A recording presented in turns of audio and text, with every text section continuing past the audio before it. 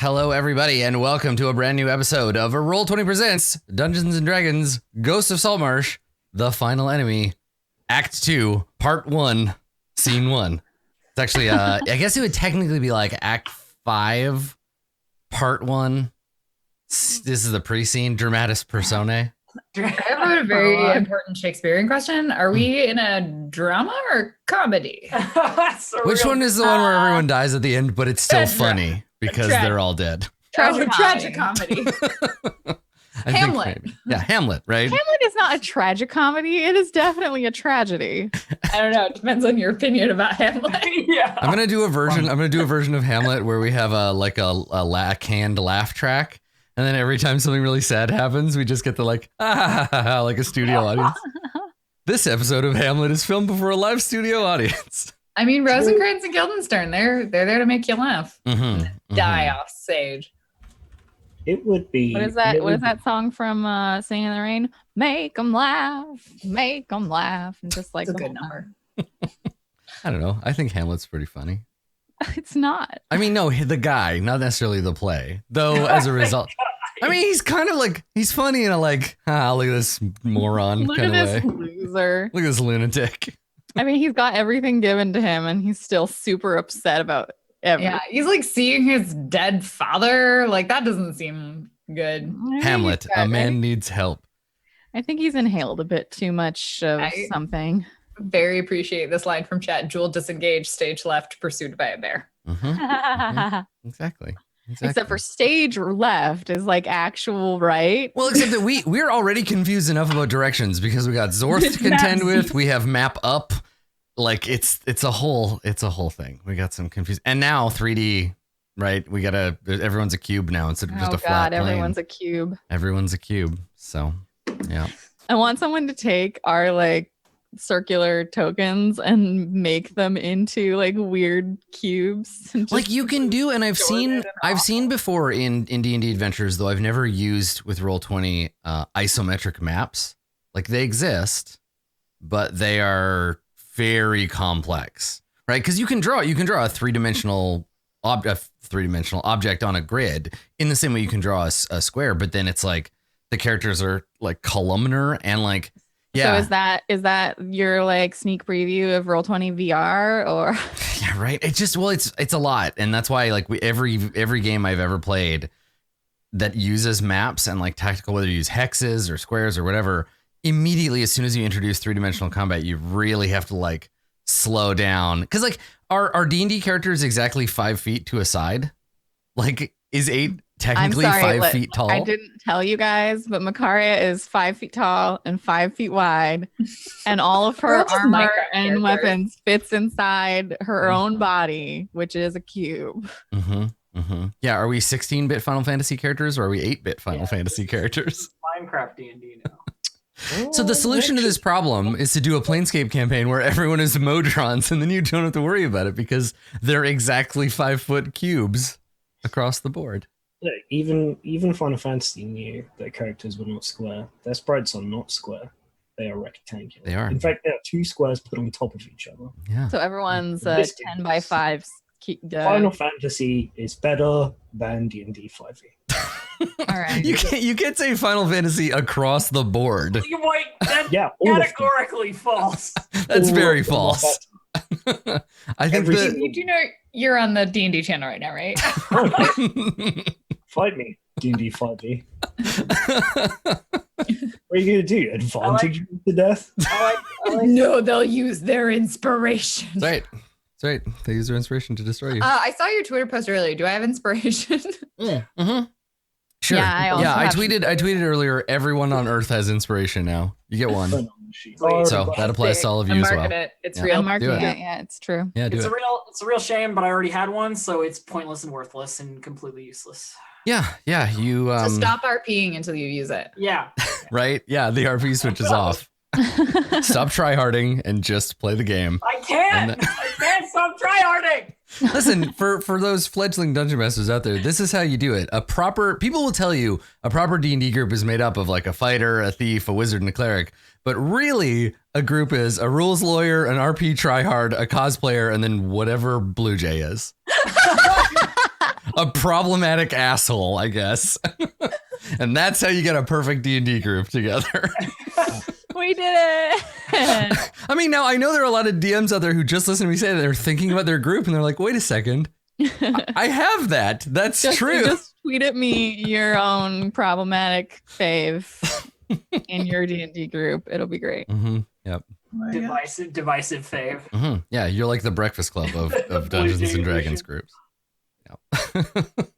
I mean, I feel like every group you can kind of do. I mean, it's like the Zodiac. You can kind of you can astrology your way into one of those archetypes pretty easily, I think. And if you think that your group doesn't have a problematic asshole, guess what that You're means? You're the problematic asshole. It's you. It's the same for the roleplay try hard roll. Yeah. When I was a young fledgling role player, I thought that I was gonna get really good at role play, but the more I role play, the more I realize that I just get better at being annoying in a way that makes people not hate me. I think there's something to that, to being like an agitator, right? Like a party. Joy was a bit of that in the Burning Wheel game, right? Yeah. Joy was the party agitator in that way. Mm-hmm. And it's not just like the character is in agitation, but like the player is trying to like stir things up, right? In wrestling terms, I would be a heel. Well, it's a little different because the heel is there so that everybody has someone to hate, right? And we all agree that the heel is there to be hated. Well, but is there a more appropriate wrestling term? I don't know enough about wrestling. We need to shove it into wrestling terms because I don't know if it really fits. Yes, we do. Okay. I'm sorry. From what I've heard, there's a very large crossover between wrestling and RPGs. I don't like the audience. That makes is sense. like there's an actual in my experience, the audience has a large crossover. Yeah, Makes a lot True. of sense. Yeah. True. In terms of like things people like. Fancy costumes, simulated combat, over the top personalities, archetypes, shark men. Inspiration. Yeah. Comebacks from the brink of defeat. Yeah, exactly. Lack of consequences, but doing something that weighs on your body and soul until you just can't do it anymore. Yeah, I like it. It's good. Doing something that weighs on your body and soul until you just can't do. Yeah, to getting wrung out by a thing you thought you loved. Improvised weapons like chairs. Tables, I don't know that there's people. like there are rules for improvised weapons, but I can't remember the last time I played a D&D game where somebody attacked something with like an improvised weapon in an attempt to actually harm them, not to just be like we're gonna like do a scene, right? Like they're theatrical weapons, not with the intent to hurt them. And in wrestling, most of the time people don't end up like dead. There's a lot less severed limbs. It's less severed limbs, but I mean it depends if you look long term or short term. Right. Passed out is a thing that happens a lot in wrestling. We haven't done any long-term studies on the permanent effects on the brain of being a player character. I'm trying to fit a like I put him on the list reference in here somewhere, some Chris Jericho in here somewhere, but I just can't get it. So there you go. There it is. Chat. There's a reference here. John Harpering this shit. It's a good reference. Imagine the best and most appropriate wrestling reference you can think of. And then that's what you just said. That's what I did. The great irony is that three of the five of us have played a wrestling role-playing game together on stream. So, yeah. Yep, we did that. Yep. So we are back, and to address a quick chat related concern. Yes, the shell sharks should have been magic resistant. I missed that on their character sheet, so I went easy on the players last time. You did not. Yeah, by accident I did, not on purpose, but I definitely by accident made that encounter less difficult than it should have been. It was really hard, though. Than I thought. Which was impressive. Yeah, so I guess the idea is that these coral cybernetics that they applied to these sharks give them 18 armor class and magic resistance. I want that. Yeah. Can I just take bits off the shark? Just shove them? I will skin this shark for you. Yeah, we'll just take some time, do a long rest, make armor out of shells, and then we'll be resistant to magic. I don't think that's how it works, unfortunately. If this were Monster Hunter, you could fight that big shark about 600 or 700 times, and then maybe you would be magic resistance. But for right now. For right now, not so much. So y'all are either very nearly unconscious or unconscious or Macaria. Fine. Yeah, or you're Macaria. The room is a cloudy mess of russet vapor as blood fills it from your enemies.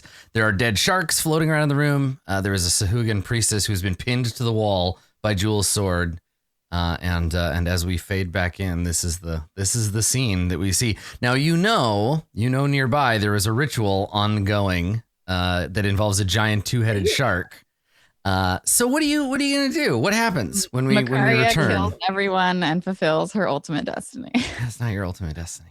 No, okay. No. Jewel, help me with this door. We want to stay in this room. Well, the second we walk out, you're all going to probably die. So yes. That's actually a reasonable argument. Fine. Jewel will go over and help Macaria with the door. Okay, Macaria, get in the room. Oh, I sorry. have never taken a long rest underwater. Well, you see, the issue is going to be that at a certain point, all of us except for 8 will start not being able to breathe. We have 24 hours on that. Oh, it's 24 We hours. can. Yes. We have to do a long rest. 8 will stop seeing in the dark, though. Yeah, 8 will stop being able to see in the dark. Well, I have magic for that, so it's okay. I have light, not dark vision, but yeah. I mean, also his shield would technically, because it's the flame on it. It's not very ghost. It just means we won't be as sneaky, but we gave up on sneaky the first room, so I think it's okay. How long is Pretty 8, tall. how long is 8 going to be unconscious for? Did we roll that? I will roll that. 8, are you unconscious? Yes, Oh, okay. I forgot. they're in I have standby. another potion. I Okay, can an amount of hours between 1 and 4. Well, considering the long rest is already 8 hours, we probably need to wake 8 up before we go to bed. Jewel goes over and just shoves a potion down his spigot. You unlock their. So I mean, yes. I take the gas cap off. Well, the thing is, it'd have to be like sealed on for there to be fluid transfer because you couldn't pour it into their because it would just really like float away. I have a tube. Yeah, you could We got siphon it. siphons. I guess you get it in your mouth and then like blow it in there. Yeah. Like weird underwater potion CPR, like No, a it feeding a happens. baby bird. Do you want me to roll it? Here, I got it. That's an appropriate face, Dave. Yes.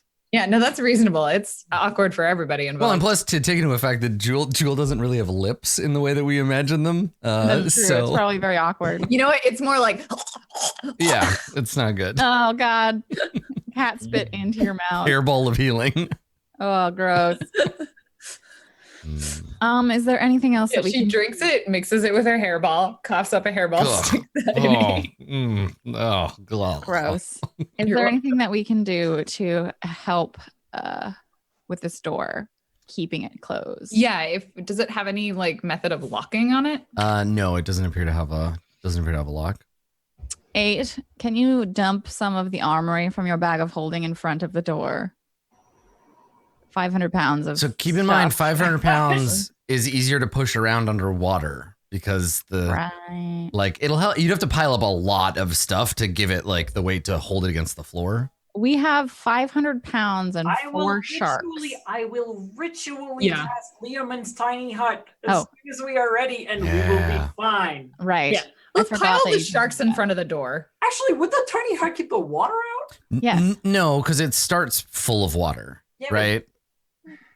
Like that's a good question. Like if you're in a smoky like area and you cast I Liamon's think tiny that hut, it does it appear from the center out and push the smoke away? That's what I'm trying Or to let's take a look. I think it basically creates like a secondary plane. Well, Yeah, no, because you- you're still where you are. It makes you The like invisible. atmosphere and inside stuff. the space is comfortable and dry, regardless of the Oh, weather there you outside. go. Hey! Cool. There you Oh, go. except we're not dry.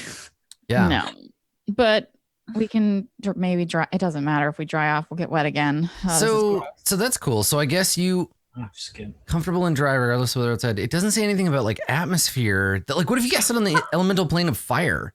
Like Well, you've got We about have as much already time had for this Liamon's discussion. tiny hut to not die. you're standing on fire. Like Well, where does the air come from? It comes from the magic. It comes from the elemental plane of air. The same place that anything comes from when you conjure it. Though this is evocation for some reason. There's no such thing as oxygen in D&D. It's just wind-flavored magic. Yeah. I mean, there's no oxygen. There's air, which comes from the elemental plane of air. Anyway, you can breathe it. Flavored magic. Yeah. Sorry, that took me a moment to register. Mhm. It's fine. Sounds Also, like- it's all relative.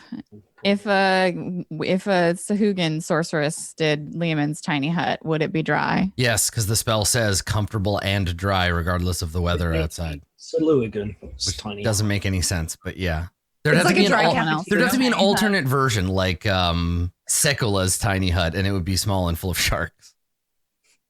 Yeah, like a dry cappuccino. It's dry, but it's technically wet. Oh, I see. So it's full of white wine. Okay, good. It's Leo mom's tiny hut. Got it. Oh my God. Leo's mom's tiny hut. It's full of white wine. Good stuff. Like a nice dry white wine. Yeah, right. A dry white. Delicious. Okay, can we just sleep, please? Yeah. I would like Okay. you all to stop talking. So I make a Leomund's tiny hut. So yeah, what's cool about the tiny hut too is if someone tries to open the door, they can't because 'Cause it's the hut can be forest. abutted to the door and you can't push through the tiny You hut. cannot move or touch the hut, basically. Well, you can touch it, but you won't be able to get in. That's the big sign at the front of Java's sail barge. Do not touch the hut. Leia did not listen to that rule. So you can conjure up a hut and it'll protect you. And yeah, the idea is that it bypasses a lot of these kinds of horseshit concerns, right? Is that you create the hut and and you are safe and dry. Okay, all right. So you get your 8 hours of rest. Yes. Let's see if they figure out that the room is like if anybody tries to come and check in on that one priestess. Okay, no. Nobody like pushes on the door or anything. She takes care of herself. Well, How she many was you guys alone, did we get right? back? And it was like her and a bunch of like non-sentients. So like probably there isn't anybody to come check on her or anything. Yeah. Probably 8. I mean, that happens a lot. Like, Yeah, yeah. the sharks ate her. Where's the intern? Eating. Sekula. We got hungry. If you cast Leomund's tiny hut while you are in free fall, will you just continue falling or do you stop? If you have 10 minutes of free fall, yes. Yeah, that's what I'm saying. If you're just falling through the elemental plane of air where there's no land, Don't you just die?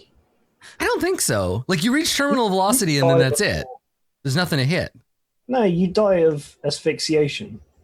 You can't circulate oxygen properly when you're at terminal Are we velocity. talking about That's a in thing. D&D or in real life, though? We're Yeah. walking that dangerous line between the two.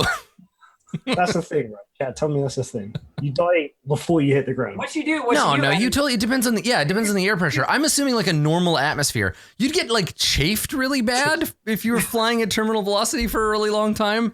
But Here's what you do, Adam. You cast Leomund's tiny hut so that while you're falling, you land on the hut, I guess, like dry, comfortable surface.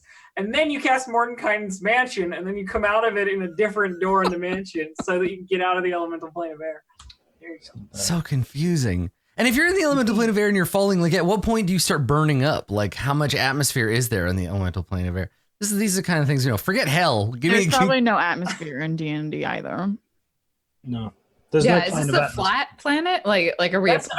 Look, guys. No, Toriel is a trade-off. sphere. All of the planets are planets. Yeah. That's the Yeah, trade-off. but There's no atmosphere in D&D, but there are dragons. So It's right, sure. That's a trade-off. You have to trade out with Have any of you played with a high-ish level monk before? yep. Yes. Fallen. Mm-mm. It's like level 12, and you can never take any damage at all from falling. Nope. You can just land You just anywhere don't. from any distance. You fall from space. Fine. Yeah. Jump off That's how and monks land work. on That's why if you want to kill a monk, you have to drop them onto a bed of spikes or lava or something where it's like you land on your feet and then your feet go up through your head. You're Or dead. Super tetanus. Yeah, exactly. You land in a big puddle of super tetanus and razor blades. Yeah, good. Well, so that's what you all dream about. Horrible ways to die as an adventurer. That sounds right. And you wake up, I guess in the darkness. I mean, not that it matters to 3 of the 4 of you, but you wake up still in this room, still underwater, but not currently underwater, in a magical spheroid. Am I dead? No, you're not. But we will be sorry. And I cast light. Is that better? Sorry, it's a dome, not a sphere. Yes.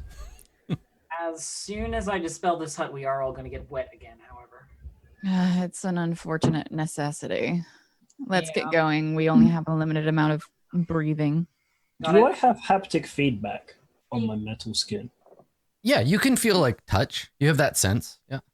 So I can be wet, but it doesn't at all get into my skin. It's just on. I mean, Well, for the it most doesn't part, get- that's how it works with humans too. You have, No. yeah.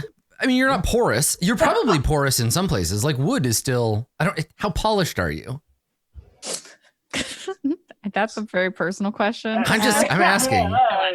Like Don't extreme. ask her how I'm sorry. You know what? polishing I misread this. I was trying to ask how Polish are you? That's sorry. Oh. It's an easy. I mistook. this is also a very personal question. I feel like all materials, for the most part, are to some degree porous. Yes. Yeah. I don't know that there's anything that's completely aporous, but yeah. Hydrophobic. I dispel the tiny hut. Okay. So with a We pop, get wet. yeah, with a pop, as though a bubble bursting, water rushes in, and you are all you've returned to being damp once again. Right. I hold my breath for like a minute before finally like giving in. Oh, this is so weird and I hate it. Yeah. Humanoids were not meant to breathe water, at least not my All you type. gotta do is let the orange goo get into your lungs, and you can breathe normally. I mean, it could be worse. I say in her direction. Could have just done the physical, breathing water, i.e., gills. It's a little different. Mhm. This How is long my does loot. that last? Oh well, I If don't we know. do this, If you do what? it's my looting hands. Oh, okay. What would you be looting precisely? Shark bodies? Just checking if like the Sugan has any cool stuff, like a magic whistle that commands the sharks and shit. No. I know they're telepathic, but like I thought maybe shark. Telepathic, magic What if you lose their resistant, brain? coral armored sharks. Let me. I couldn't use the whistle though. Let me check. I'll make sure there's nothing in the nothing else. In I the wish room. that I Oh, there could is a coffer. So if you want some like a mundane stuff, coffer. the coffer has a bag of gold, has 113 gold in the Yeah. coffer. There are 6 humanoid skulls with uncut chunks of turquoise jammed into the eye sockets. Ooh, I like this. And Smakari, take this. you figure they're the jammed in eye socket turquoises are worth about 10 gold apiece. How many at 10 gold a piece? There are 6 skulls, So and 12. each of them have 2 chunks of turquoise rammed in. Like the sockets are broken, and they've just like jammed them in here. Gems, sick. Can we take the skulls too? Just all of it. Yeah, Jewel pops out the gems, and then I feel like she just like hands the skull to Makaria. What? They looked. I'm not carrying the skull around. I can get more skulls. Rina's busy paying no attention to anyone, but quietly muttering to herself about how a shark underwater must feel like a bird in the air. I wish I could reanimate one or several of these sharks, but unfortunately, my powers do not extend to that yet. Yeah, none do they? Zombie sharks would be dangerous. That's what this game needs: resurrecting animals. Yeah, that'd be sick. Gap in So the mud. are we ready? Jewel's like at the door. We are. Let's go. Yes, Okay. I'll come ready in. as we'll ever be. Okay. So there's a really big shark somewhere down here. Or it's moved. It's Well, been 8 hours. He's just right there, just Oh, waiting. Jesus. You just open the door and there's 2 giant shark heads. Like, hello. We're staying in this room forever. That would be the most Saturday morning cartoon thing to have. I'll just be like, there's a really big shark down here somewhere. Opens the door. Just huge shark heads jammed into the doorway, like dogs trying to get in through the mail slot. Oh no. It's like the sharks from Finding Nemo. That's my go-to immediately as well. I punch in both the noses. Thankfully, the hallway, I was going to say it's empty. It's not. It's full of water. But the hallway is devoid of intruder. Though as you open it, you notice that the cloud of blood, since it's a fluid, has sort of spread out and diffused into the hallway. Cool. There's not really a lot of flow down here. Like water doesn't flow through this place in any meaningful way. There's no tide that you can perceive. So the water for the most part is pretty still. It's not like it's carried the scent of blood all the way into the other hallways, but it is starting to spread out.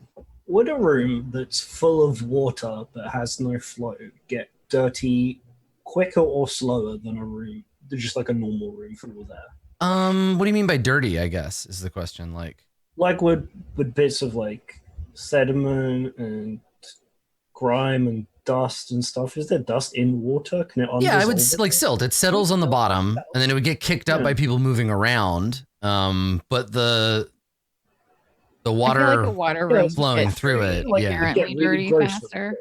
It would settle, so you wouldn't have sediment floating very much, but it gets cloudy and gross pretty fast. Yeah. It depends on whether the Sahuagin have a specific place they go to poop or not, or if they just poop and walk away from it.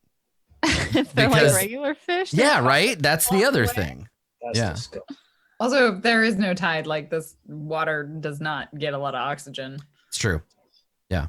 Sahuagin slowly. But we clarified no atmosphere, so it doesn't matter. Mm-hmm. Okay, well, let's continue. We have to figure out what exactly is in this. Well, we know it's south of here, so let's go Zorth. Zorth? Let's go Zorth. I thought Zorth was where we came from, the temple. No, you were turned around. You came from the room this way. You came from down that direction. Yeah. Right. Can we check this door? That's what we should do, actually, to kill the Sahuagin. We should block all the exits and get really murky, like a fish tank that you don't do upkeep on. Yeah. Let's try it. Or you could go and get a toaster and just throw it into the dungeon. Yeah. Anyone have lightning magic? No. So, there is a door. There's another door on the left-hand side. There's a door on the left here as you continue Zorthward. And I think that at this distance, you can hear the low end, certainly, of the priestesses chanting in the other room. Whether it's the same ones or they've rotated the cast. Yeah, it's like still. I mean, you gotta keep the giant shark fed, otherwise it'll swim off or it'll eat all of you. So no such thing as oxygen, so you can talk for as long as you want without taking a breath. Well, water breathing is like you breathe water rather than you breathe air in water, because technically everything has to breathe oxygen. But I mean, I can whistle both in and out. I don't want to play a game that cares about even a third of any of these things, or I'd be playing GURPS and I would not be having fun. Don't make me calculate my lung capacity, all right? It's not. I'm not interested. I don't want to know.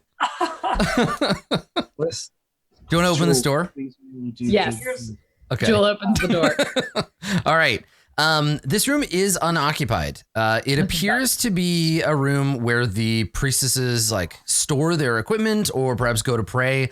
It has walls and a ceiling all tiled in dark green. A mosaic on the northern wall depicts a huge two-headed shark leading countless Sahuagin towards the surface of the water. So they're swimming up in front of this or behind this enormous shark. On the west wall, there is an altar made of a massive shark jaw and teeth mounted into a stone base. The base itself is surrounded by small skulls and tiny living sea creatures. You see a couple of snails and maybe some other little fish kind of swimming around. Jewel points at the picture of the shark. She says that was in the other room. Oh, great. It looks like the shark is leading them to the surface. So if we kill the massive shark, will they stop wanting to go to the surface? That seems like a very reasonable assumption. So we should go and fight the giant shark. Did you just call me reasonable? No, I called your assumption reasonable. There's a difference between. I didn't say you were an idiot. I said you were being idiotic. Because actually, the way that you discipline children, they're not bad children. That's bad behavior. Yeah, I like that. That's good. It's a good way to do it. Mm-hmm. I didn't know you were something tells me that our solution to most of our problems for the rest of our lives will be violence and murder. Dave is a parent, but you're underwater, so he's not the heir apparent. I'm so sorry, Dave. I'm so sorry. Jewel, if you really truly believed that the solution to all of our problems would be violence and death, then you wouldn't be so adverse to it. Julik looks down at her very brandished weapons that she recently murdered someone with. I'm adverse to it.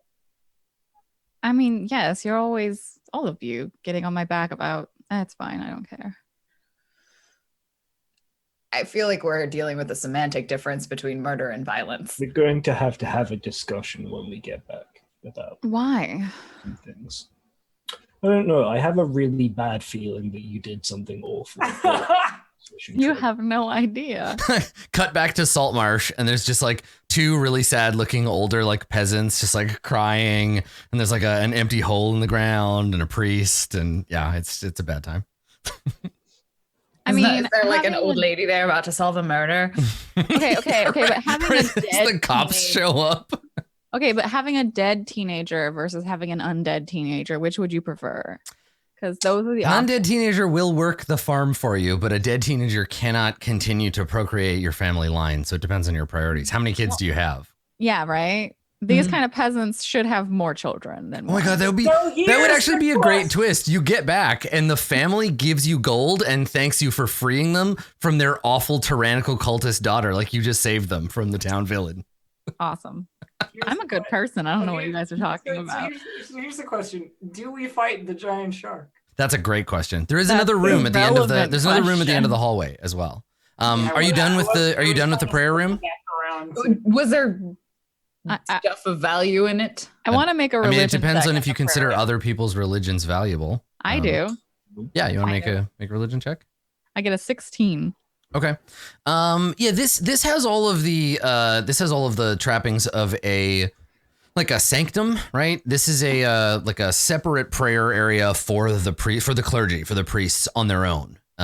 This wouldn't be a place where they would hold rituals to Sekolah in general, but it would be a place where priests of the higher order could come and be away from the other Sugan and undertake more private rituals.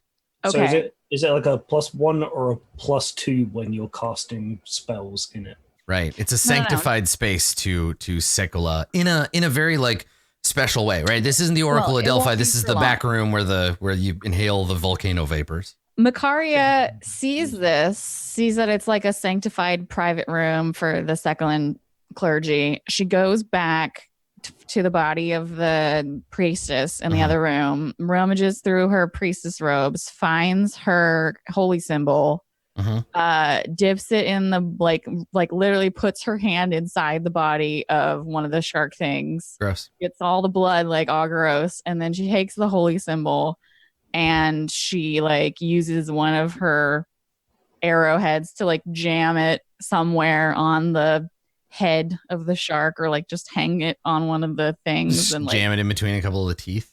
Yeah. Okay. Yeah, you do. Smart. Now they won't know that we're here, but they know that we're here. You think the dead bodies won't be indication enough? Exactly. Let's go to the next door. Okay. Do you know anything about this god? I just thought it better that I don't know.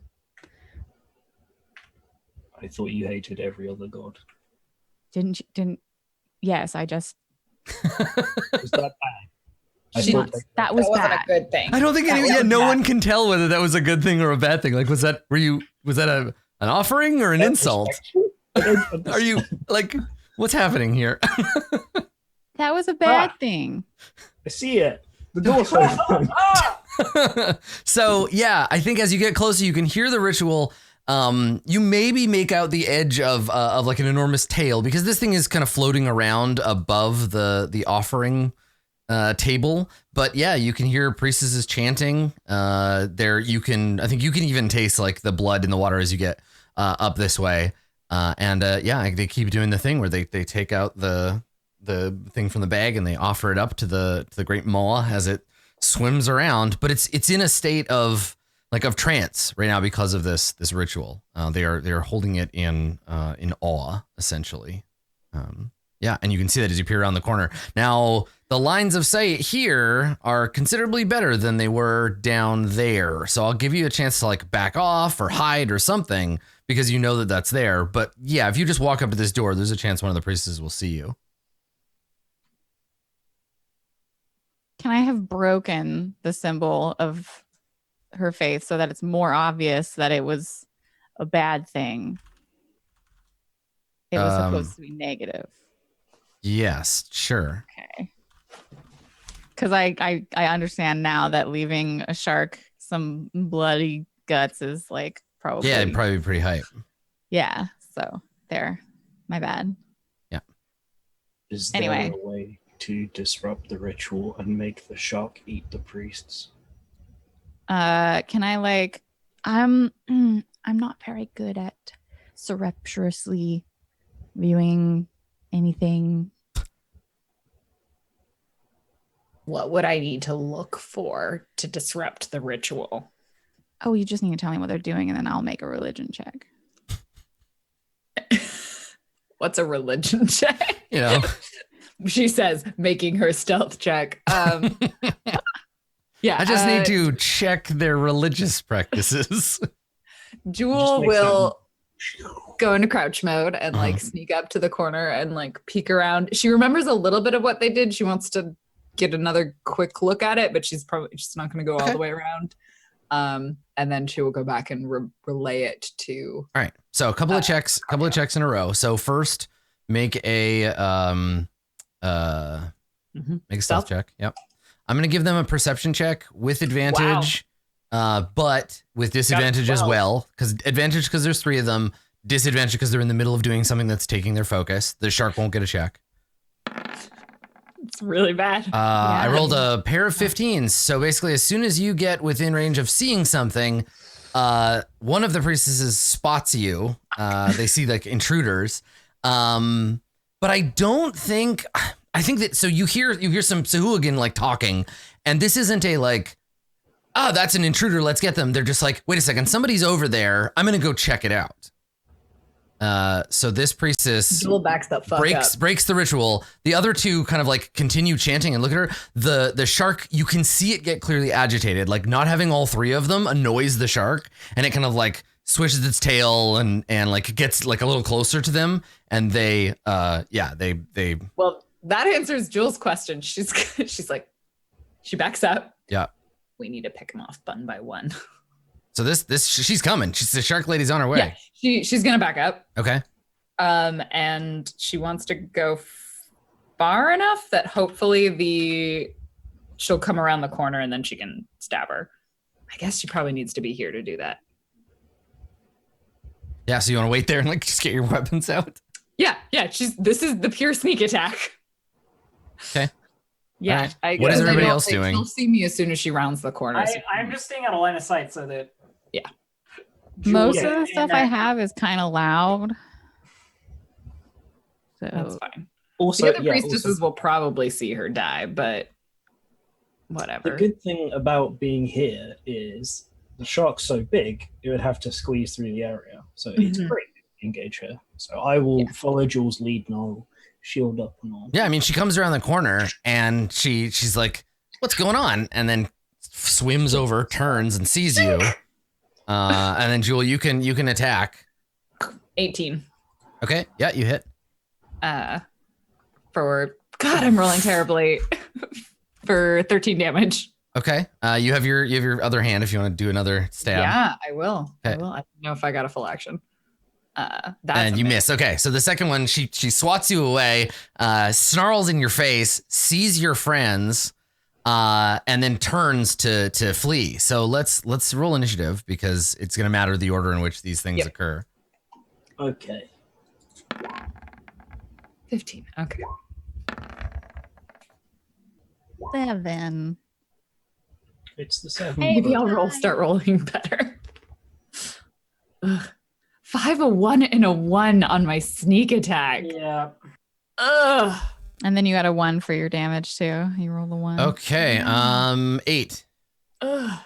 Yeah, I take 1 step forwards and commence with stabbing. Okay. Javelin. Does a 14 hit the priestess? It does. Yeah. I deal her 14 points of damage. All right. She's still alive. I stab her again. Okay. 22 hits. I deal 12 more points of damage. Is she dead? Yes, now she is dead. Sick. I guess I will wait, sort of. Corners are hard in this game. Mm-hmm. I just I kind of want to get Just run in there and just fucking start stabbing things, couldn't I? Really, that's dumb. You could. Time. Because you see the initiative to them if you make them come to you. It's rough. What's that? Is that blood? Yes. That's cool. Nice one. it's like a cool little watery blood stain. The hiding spot is next to Jewel. I'll move back one so they can't walk up and shoot. Blood in the water. Okay. All right, so you're gonna you come up, you stab quickly. Remember, everybody's moving at half speed, and then you fall back. 20 okay. feet. Then. All right, Jewel, it's your turn.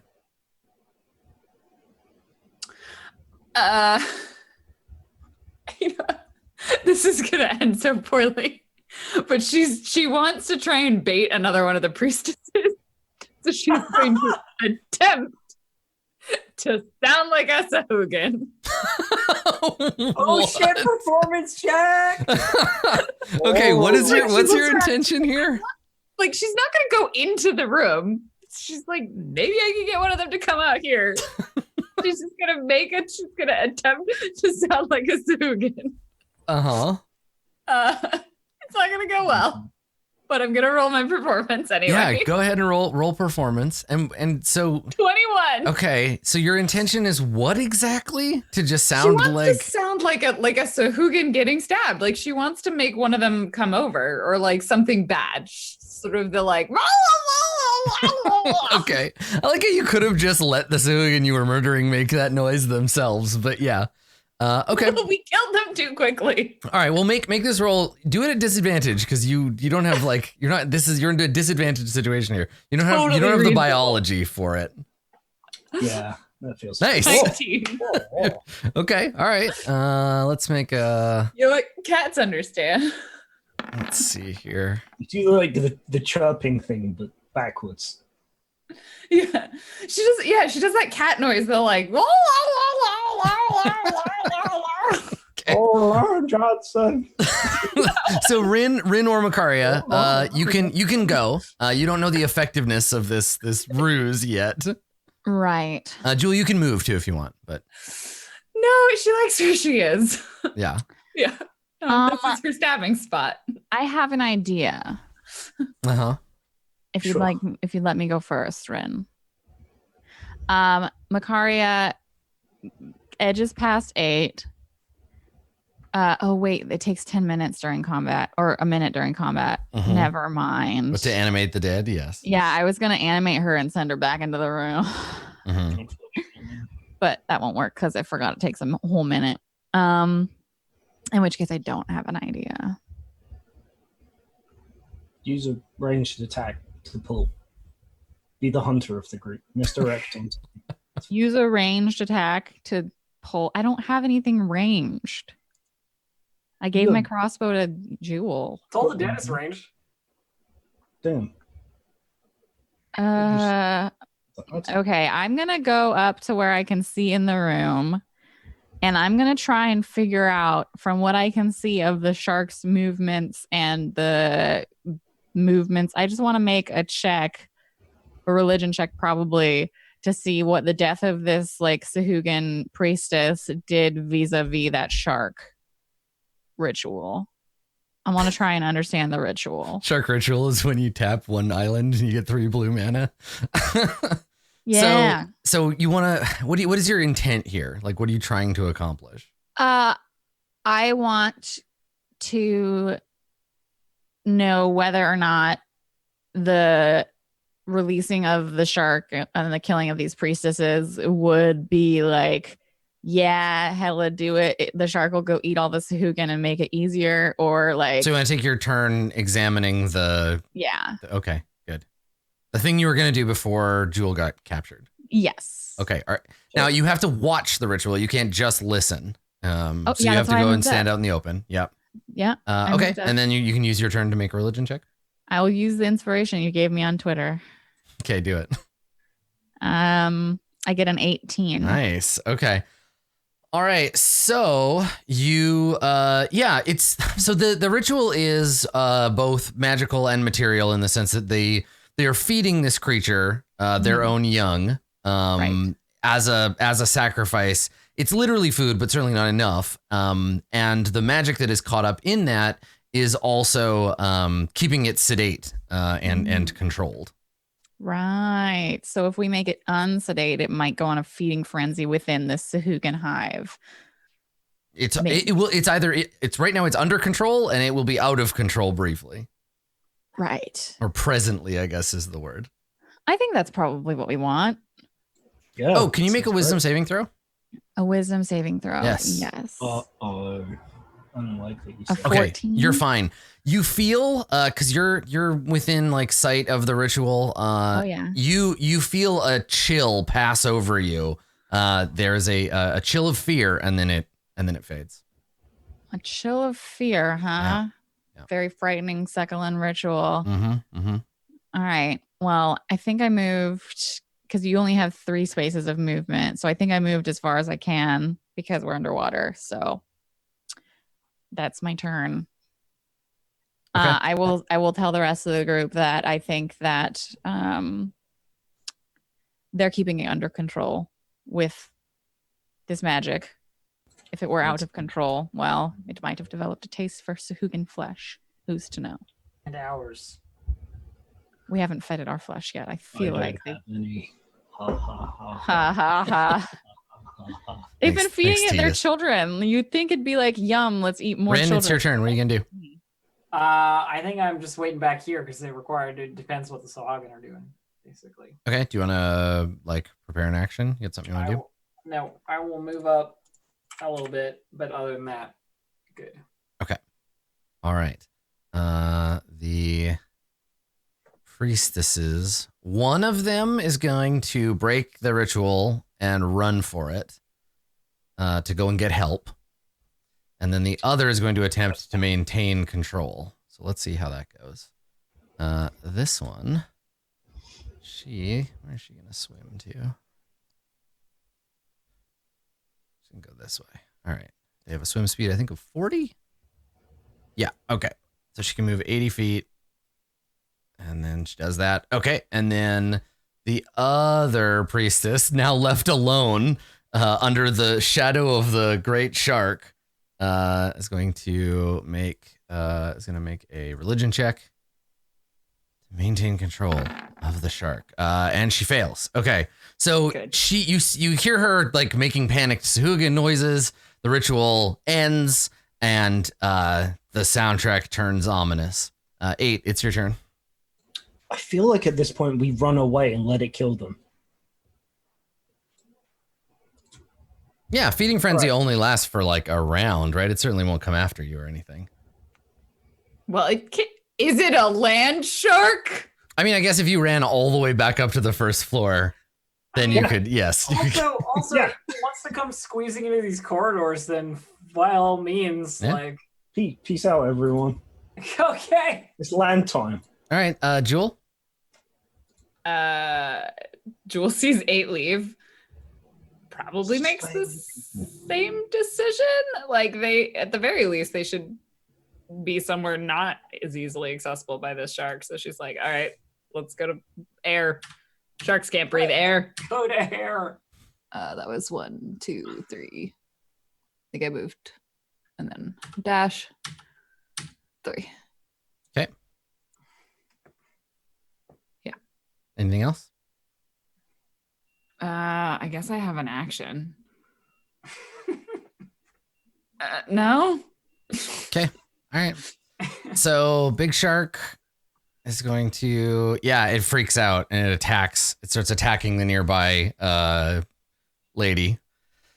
Let's see. The other hope is that they damage the shark enough that it'll be easier for us. Oh, they're not going to attack the shark. The shark is an avatar of their god. Ugh.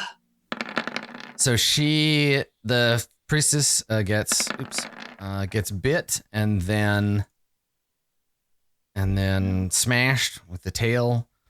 None of you can really see this. Maybe Makaria, you just see the shark like swim down and just start biting and smashing. Yeah, it's good. Okay. Makaria, Wait until there's a lot of Sugan. it's your turn. I'm watching the shark eat the priestess, and there's like a wide like shark like grin, and then I turn around and run. Yeah. Okay, so you can move 30 feet if that's all you do. Yep. That's it. That's my turn. All right. Rin, it is your turn. I'm not gonna hang around if everybody else is ditching out from that. 10, 20, Let's go. 30. There we go. Okay. At the end of your turn, Rin, the giant shark friend is going to use a legendary action. Let's see, DC 16 saving throw for the priestess.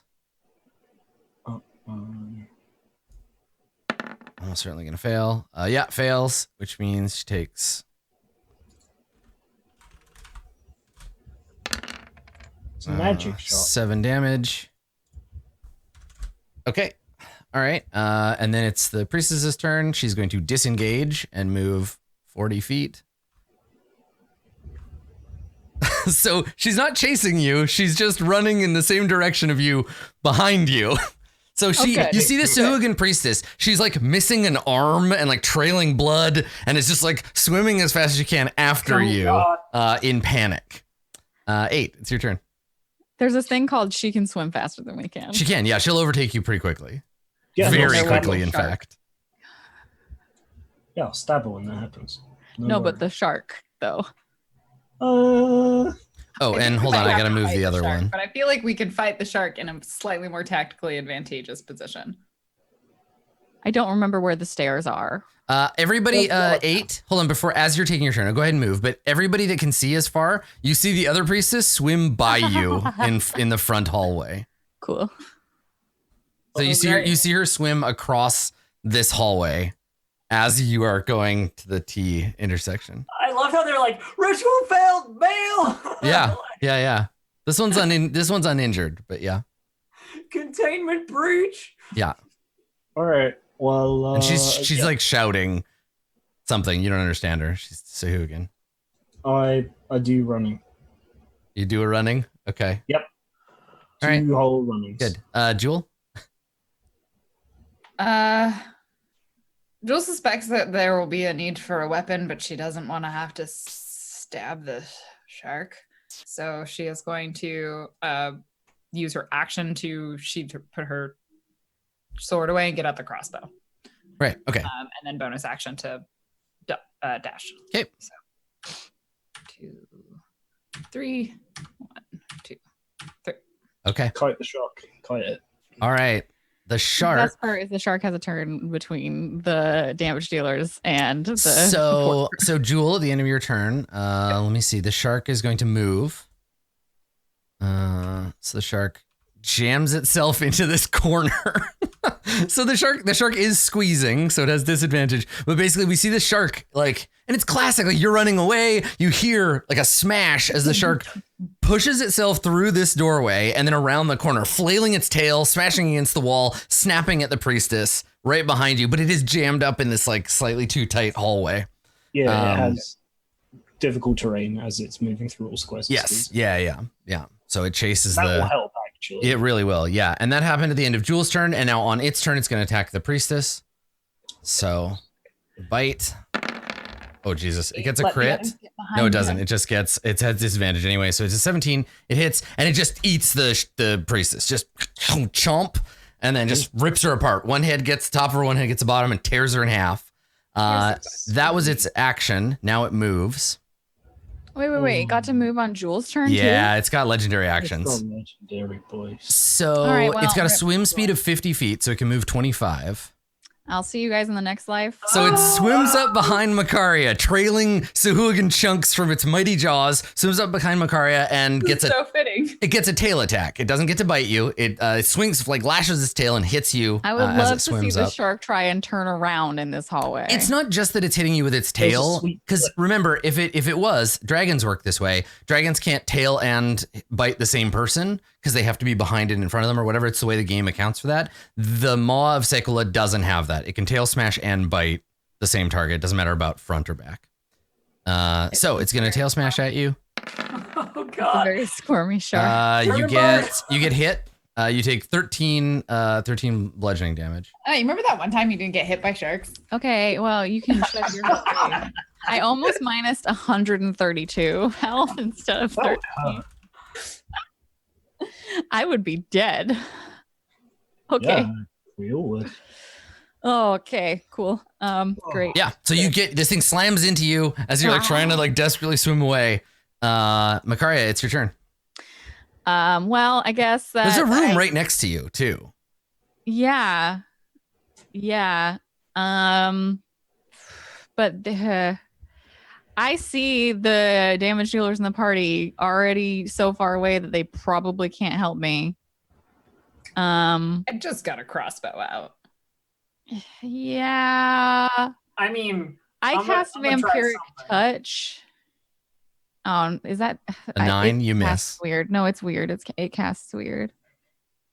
Okay, so I still have the thing on my hand, but I miss Yeah, the you just shark. lunge out and yeah, you can't get a hold of it. Okay.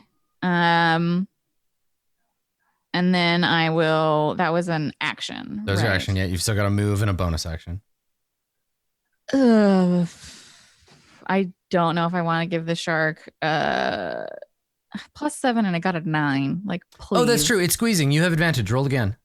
Oh, Thank you, okay. board Emmy. I'm gonna actually like hold those rules nearby. Oh, but hold on. You might have disadvantage because a touch attack isn't on the list of like underwater. Let me get the underwater rules and the squeezing rules. Because now it's Right. squeezing and it's underwater, and you're underwater and it's squeezing and This is a whole thing. under squeezers. Okay. So a creature that can squeeze through an area, yada yada yada, has disadvantage on attack rolls and deck saves. Attacks against it have advantage while it is in the smaller space. So there's 2 squares. Okay, and then let me get the creatures underwater. that doesn't have swimming speed, either natural or granted by magic, have disadvantage on attack rolls unless the weapon is a dagger, javelin, short sword, spear, or trident. Which my hand. Your hand is not. none of those things, so they even out the squeezing and the touching, which is weird. Like you'd think that The you'd squeezing and the touch. you'd think that you'd always have like a touch attack underwater. Like Yeah, it it's the doesn't same- I seem don't- like it's not like a weapon attack. Oh wait, it says a melee weapon attack. Okay, so we're back in this territory. Is an unarmed attack a melee weapon attack? It's a It's spell not, attack, right? a melee weapon attack. It's not. Yes. No, but it is. It It would is? be disadvantage if you're underwater because you're trying to put force into it. You don't need to use force. You just need Right, to but there's no differentiation between gently caressing someone and slapping them full force in the face. except there It's is. not, 'cause but it's not a weapon attack. It's not It's a weapon. spell attack. Yeah. So it doesn't have disadvantages. Spell attacks don't, right? Okay, so I cast it again. Because it's a melee weapon attack, not a melee. It's a melee spell attack. So It's a melee yes, so spell you attack. do have advantage. I get We a got it. 16. There you go. Yeah, you hit it.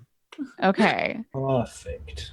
It- Feel that 13 necrotic damage for the sharky shark. Okay. And then I get half the amount of necrotic damage dealt as hit points. Okay. So that is Steal that 6. blood right back. Yeah, you get 6 back. because it's always rounded down. Yeah. Okay, I just have the underwater thing open. Close, you stupid rules. Yeah. So you would have disadvantage if you were punching it, but this is a spell, so it's not. I'm not punching it. Yeah. And in D&D, the reason why a caress and a slap are the same is because there's no such thing as like a touch armor class. So like plate mail protects you from a punch and a slap the same way, right? So it's all the same thing. But in this case, yeah, you have advantage. So you zork it and you drain some of its life force. Okay, I'm just having trouble closing this thing. Do you want to do that's the end anything of my- I just realized I have the speak with animals. The question again becomes, is Go this an away. animal? No. I mean, it looks like one. It's animal-esque. It's a monstrosity. It's It's a two-headed. Yeah, I mean, you don't know. I'm gonna reload. Can you give me +6 HP? Yes, I can. I can had adjust the that for you. combat rules open and Okay, you're at 41 and 48. it was a really big box. Are you and doing anything else, or are you staying where you are, Makaria? I think Makaria's got blood frenzy. Okay, So, sure. Okay. So you're staying where you are? yes. Okay, let me see if I want to do anything So be it. after your turn. No, not yet. Rin, it's your turn. Let's see if I can make a shot. Does it have more than 4 intelligence? What do we think? I would say yes, because you could do it on the other sharks, and this shark, if anything, would be more smart. It's got 2 They had heads. to placate it by making it eat babies. I feel like It I does mean- have 2 heads, so I'm twice just the trying to decide whether or not it would fall to hideous laughter or not. I'm just I because think it vicious can't mockery. go prone because it's swimming in the fucking water, and I Mhm. don't know what the rule is there. And last time it was like, if it It'll can't go prone, it can't laugh. I say vicious mockery. Ugh, I okay. think dissonant whispers. But is it immune to prone just because it's swim? It can Yes. put the belly up. Yes. Yes, a lot of creatures would just be. It's like the stupid fucking beholder that I couldn't make laugh. Anyway, regardless, I guess I'll just dissonant whispers the motherfucker Okay, sure. instead. Go away, shark. So we'll save it. All right, DC 15 wisdom save. Let's take. I always say will save, but it is wisdom save. It is wisdom. I know you do. It's okay. That's just my way. Let's see. It gets a 5. Sick deal. It takes 12 psychic damage, Yep. and then it immediately has to move as far away as it can get. Okay. Ooh, do I get a attack of opportunity You with do, my actually. vampire hand? If your vampire hand can opportunity attack. You know what? them. I'm gonna use one of its legendary resistance. So it doesn't take the damage. It automatically succeeds. So it takes half damage, right? 6 damage, yeah. Okay. Someone knocked on my door, so I'll be right back. All right. So it takes the damage, but it is not afraid of you. It doesn't recoil, and it Shame. remains. I'm also going to step back a little way. Okay. Just let Macario take this one. Like, We're good. We're fine. Okay. At the end of your turn, Rin, it's going to use one of its legendary actions to swim over Macaria to get in between the two of you. So it swims over there. That's bad. Okay. So the Excellent. the it's priestess. stabbing. Okay. All right. And at the end of the priestess's turn, it's going to use its other 2 actions to initiate the feed action. So I need both of you who are adjacent to it. Oh, I'm sorry. Everyone who's within 60 feet of it. Sorry.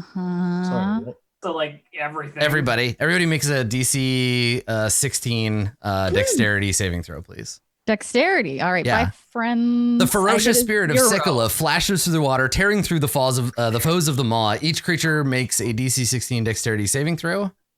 It's so funny it has an AoE. I would just like to let you know that I got Come a on, I got a +5 on this mother. I have a +7 and I still only got a 13. It's okay. The damage isn't bad. So if you fail, you take 7. I think everybody did. That's like the worst set of saving throws aside from Lauren. Everybody takes 7 damage as it flails around. Ghostly jaws of a shark like rip out and bite into you. Yeah, you get all shredded up. I don't like ghostly shark jaws. Yeah. Okay. 8. Now it is your turn. They're in trouble now. We gotta help them. Oh, come on! It's slightly too far away. Action surge. Do you not have reach? Not on the javelin, Uh, which is my magic weapon. yeah, that's fair. Oh shit, my crossbow's not magic. I don't know if it will have resistance, to be honest. We'll see. I think I've got to action. So I'll do it.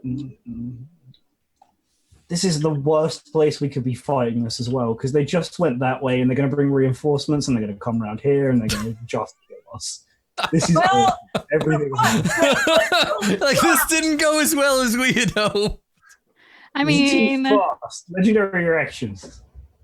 our recon was not very recon. It's so- Whatever. If we die killing the shark, that's pretty cool. Whatever, guys. It's not even over yet. We can Let's do go. it. I have faith in us. Let's go. We'll roll Let's go. many 20s. Stabbing time. So what are you doing? You moved, and then your action is what? To move more. Okay. And then my action surge is to So stab. dash and then action surge. Okay.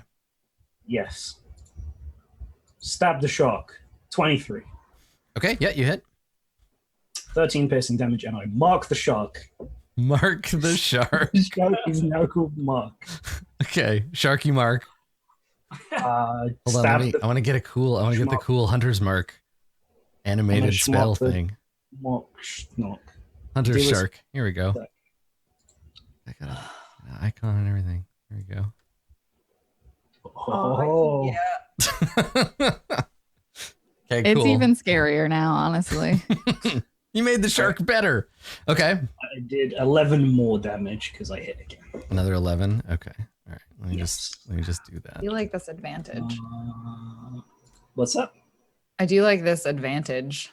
Yeah, the it's fact pretty that great. you have him jammed up in a corner is good. That's nice. You just got to kill him fast enough that the reinforcements don't get hit. All right, Jewel, it's your turn. DPS. DPS. I mean, Jewel's back here. Just jump on top of Rin's shoulders. And she's thinking about it, but she already has the crossbow out, so I'm gonna start with firing the crossbow. Okay. Pong. So we'll find out if it has magical resistance or not. Where is the heck is The crossbow isn't magical. You It mean is it has not. physical resistance. Yeah, sorry, non-magical resistance. 20. 20 is a hit. Yep.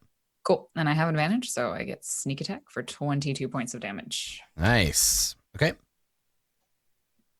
Does it appear to take all of that damage? I mean, you embed the Yeah. coral in its side, and there is blood. It seems like it hurts as much as it hurts anything. Okay. I haven't Well, seen through you've crossbow. got sharks. Do you fish a lot? Maybe if you'd have gone fishing with 8, you would know better. From Metaxa from a place where they do the thing. So she's gonna move 1, 2, 3. Can I get on top of Rin? See, you don't have a swim speed. So there's space above Rin, but you'd be like treading to keep yourself in place, and it's very difficult. I think you sink him. Yeah, I don't think that'd be good for either of you. Yeah, probably not. So she'll just wait here so Rin can back up behind her, and then I just want to transform into a submarine. Can I do that, Adam? Like, is that? No. So if I don't have to dash it, yeah. So she'll put her crossbow away. So then on the next turn she can draw her weapon. Okay. I guess. All right. Cool. All right. So the end of your turn, the great and mighty maw begins its assault. So it's got 2 attacks. It's got a bite and a tail smash.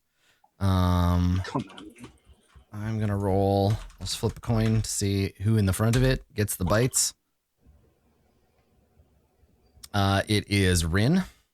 It's gonna bite Rin with one of its heads. Great. It has super disadvantage. Gets a 15. I will cutting words the shark. Okay. No. Excuse me, good sir. Could you please? Oh God, damn. Bite me anyway. Okay. So how does this work, Dave? It's a marked creature. It has disadvantage. You get a bonus to like swing on it. Like you can use a reaction. On my next turn, I can make a bonus attack. That You get another free shot. Okay. All right. So Rin, you take 13 damage, Sick deal. and then the tail smash coming at Makaria. Tail in the face. Super glad for that long rest. Jesus. Yeah, Face right. tail. It gets a 17. No, it gets an 11. So you're fine. That's not enough. Yeah. So it flails at you. Tail. Yep. And then Makaria, it's your turn. So I have advantage on my hand touch vampire hands. I get a 26. Yes. Yeah. But wait, how many of those attacks do you get? Doesn't it just lasts for up dissipate to once? a minute? No. it's a It lasts concentration. for up to a minute. The touch of your shadowy hand can siphon life force from others, make a melee spell attack, blah, blah, blah. Until the spell ends, you can make the attack again there it on is. each of your Okay, turns cool. as an action. Yeah. I just wasn't sure because it's changed and a bunch of the other ones aren't like that. So It takes 11 necrotic damage, Okay. and I get 5 hit points back. sounds good. and that I didn't cast a spell this turn. But you used an action. So if you have a bonus action. Pull the Dead's not a Yeah. right bonus action. You That was my. Could summon spiritual weapon or something like that. I could, and considering there's probably a lot of Sugan coming, I will do that. I will summon my spiritual weapon right next to me. Yeah, that's a good point. You got hit while the spell was up. I'll let you pass on it now, but if it's a constant, that's why I didn't ask you because I didn't realize it was a concentration spell. I thought you were done. I mean, I'll make the. Well, you already rolled. There's no point in going back. But okay, I'll make the concentration for next one. Anyway, the spiritual weapon right next to me. Okay, I gotta go get it. Hang on. I left it on the. I roll a 19. I'm assuming that hits. Yes. But it's the spiritual weapon's at disadvantage, not advantage, because it's an attack, and it's like not a spear or whatever. It's a force blob. Because I think it's a weapon attack, right? Spiritual weapon is a spell attack, melee spell attack. Oh, okay, then it's not. It's fine. Good boy, spiritual weapon. Still the best spell in the game. It's certainly up there, isn't it? Force damage. Okay. All right. Okay. That is my turn. At the end of your turn, everybody make a dexterity saving throw. Oh, this is where I get hecked. I got a 1 instead of a 0. Hell yeah. And roll very 15. high. Okay. So if you got a 16 or lower, you take 9 damage. So close. You take half on a success or none. Half on a success, yeah. I use my reaction to take no damage. Okay. Finally used Shield Master. You did it. Fantastic. Okay. Oh wait, can I? Is that It's not an damage I can attack. have? No. No. Okay. You can't. No, you can't use you take the hit. That's why I didn't think so. Okay. Rin, it's your turn. Cool. I really want to move out of the way for my dear friend. Please do. Oh, and Bluejay, anybody who is concentrating, make a saving throw. Okay. All right. So it's a con save. Yeah. I fail. Wow. DC 10. I got an 8. Oh, I don't see the results yet. Okay. Sorry. So I got an 8. your vampiric touch is gone. Good. So Excellent. I really want to move, but also I think the shark might bite me if I do that. Disengage. 6 HP. Disengage. So I'm just gonna disengage, and that's gonna be my turn, I guess. Totally reasonable. Yeah. You know what we should do? To there. When the Sugan appear behind us, we should try and get into one of these rooms and close the door and hope the shark goes after them first. Yeah, underwater fireball. Well, they all have resistance, but They'll have resistance, but it still does a bunch. It's still a lot of damage. Yeah. Did you want to move, Rin? I just did. Oh, okay. So it's me. I that's lost lagging behind. Connection to the server, I think. So. Is Okay. Yes. Yeah. I'm lagging. I'm just gonna refresh. Cool. You're getting messed Hey, up. my concentration check didn't show up, so can I do it again? No. God damn it. It'll show up. You can't just lie. I'll get it hasn't showed up. I reloaded it. It's not there. You rolled. It's true. There's no proof that Get out of here. There's no proof. Such a nerd. Okay, and then Rin, your move didn't register. Where are you? Oh, here, I got it. There you go. I went to there. Okay. Weird. It's still not showing it. Where? I'm gonna try to move you. Where? Like, tell me where your character is. I am 1 square above the door, just to the south of us. Right. Like Okay. on the left-hand side. Got it. did you get that you can only half move? Yeah, but I disengaged, so So you'd move there. yeah. Yeah, you only have 3 squares of movement, not 5 or 6. Yeah. That's 20 feet. Disengage is an Over action. there. 1 above it. Doesn't matter. All right. Cool. It's irrelevant. Okay. All right. So you move 1 up. So that's Rin. That's your turn. I will move the fleeing priestess, who, as soon as she gets here, triggers some more initiative rolls. Ho, ho, ho. Let's see. 1, 2, This is like Scarlet Monastery. 3. You pulled the boss, and then like all the dudes from the side. Four. Yeah. Any other types of creatures in here?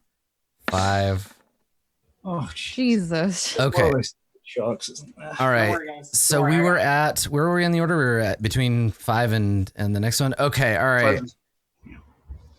So, so the priestess comes around the corner and we see a room full of Sugan, like just like hanging out, talking and like checking their weapons and stuff. She runs around the corner. She shouts something. It says under the bottom, like panicking in Sugan. And then a bunch of Sugan are gonna rush out after her. So they got movement. They can move 80 total. Jesus Christ. It's gonna come down to timing and careful planning. It's gonna come down to being dead. What if we back up through the temple? I just I don't remember where the stairs were. The stairs They are south. are there. Like here, pretty much. Okay. I don't think that we can get to them. No, we're gonna get cut off. I mean, Okay. Jewel might be able to, but that's about it. I mean, Jewel can only run half as fast as she Yeah, but I can. do get one turn where I get more. So I might be able to. Move a full 90 on one turn. All right, hang on. I really have no idea what you guys are gonna do. I'm excited to find out. So Go the ahead. thing Go is ahead. that Underwater fireball. I already said. it's supposed to be a recon mission. We're not supposed No, to you don't have to fight. Yeah, on- running away is totally acceptable. Yeah, I think we can run away now, but we need to figure out how. We have I to kill the can't. shark. I'm gonna keep stabbing it, and you're gonna run away, and then I'm gonna die down here, and you're gonna report it back.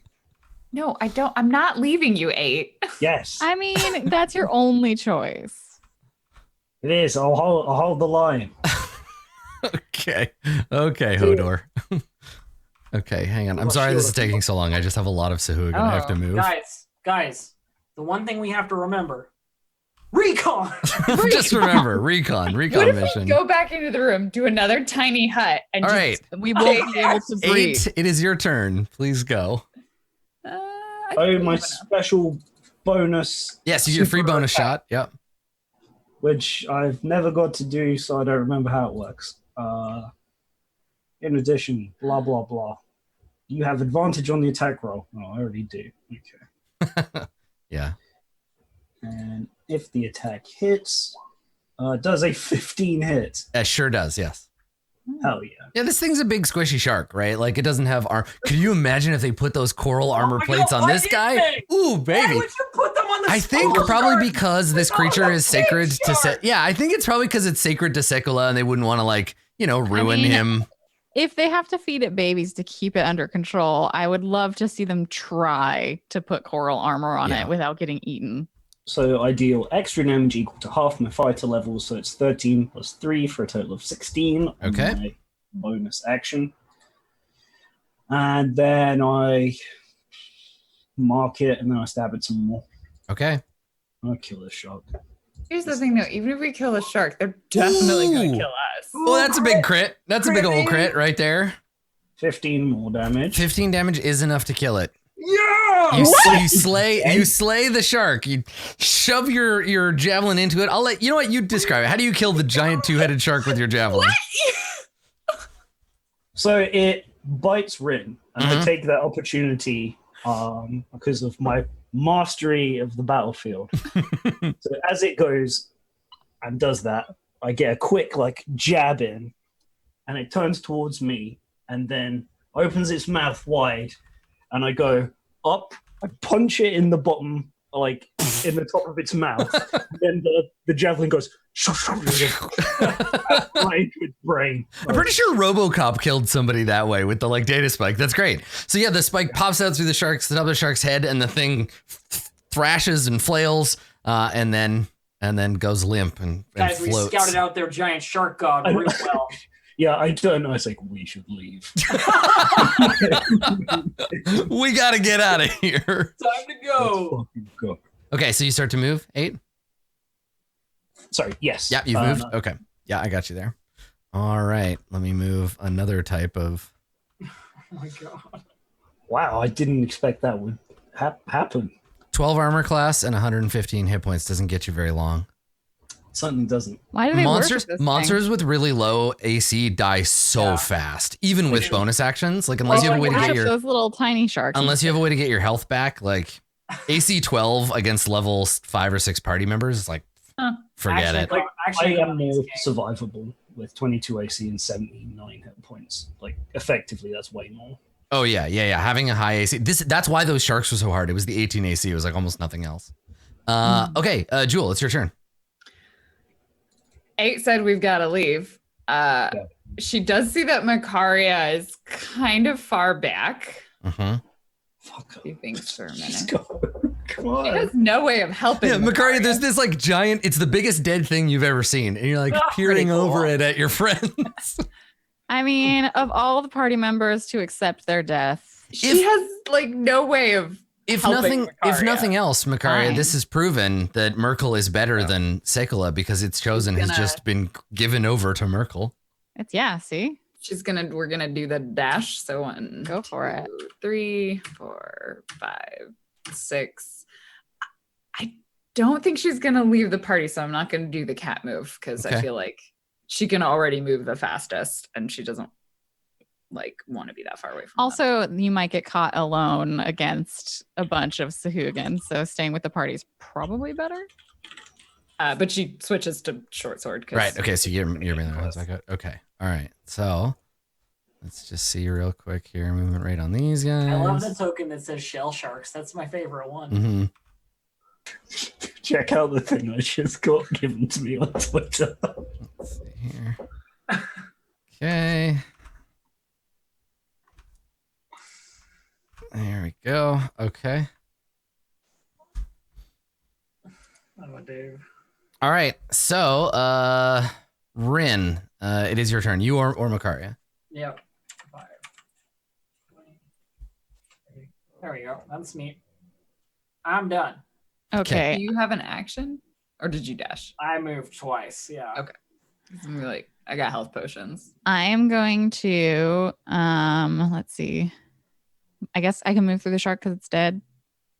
Yes. Yeah. You can just maneuver around it. You're already going as slow as you can go. Parkour over the shark. 2, Sharkour. 3. And then I will move my. In which you have to literally jump the shark. That's the rules of Sharkour. Okay, I will move my spiritual weapon forward 20 feet because it's not, and it doesn't. Yeah, it just moves. It Yeah. apparates or whatever. And that's my whole jam. So it's Rin's turn then. I don't think I have healing word right now because I took ceremony instead. Do I have healing word? I do not. have healing word. Listen, I got us covered. Don't worry. Rin, it's I your was turn. talking about for you. Rin, it's Oh, your turn. but I got us covered. It's fine. Rin already moved. My turn. I already moved. Okay, perfect. I just wanted to confirm that's all you were doing because I can't just move on without you because then I get yelled at. All right, so let me see if I can find one fucking Suhugan among I many. take another turn. No. 2 turns. I take. Oh, actually, there's a feature for this. I can just hover over them in the order. Where is she? Oh, nope. The token. I used a different token. It's one of the dead ones. Damn it, Adam. She's in here somewhere. Where did she go? There she is. I found her. All right. So she'll swim up here, and then she's gonna cast Bless. At let me see here. Second level or higher, one additional creature for each slot above first. I will cast Bless at level 3. So she gets what? 6 people get blessings? No, 5 because it's 3 and then 4, 5. 1 for each additional. Yeah, that's right. Plus 2. Okay. So 1, 2, 3, 4. All right, she doles out the blessings of Sekola. All right, that's her turn. And then No, we're so close to it, Adam. Don't make them. let's see. Okay. So the first wave. Oh no, they're so close. The first wave of Suhugan begin pouring around the corner. They don't get to attack because they have to move their full. That's it. Into the killing fields. That's right. They're coming. Hold fast. Okay. I think we got all of the regular ones. We're around the wrong way, though. Okay, so they all come running around. They're swimming around that corner, and then the next set of them. which I believe are, which art do we use for these ones? Okay. That's these guys.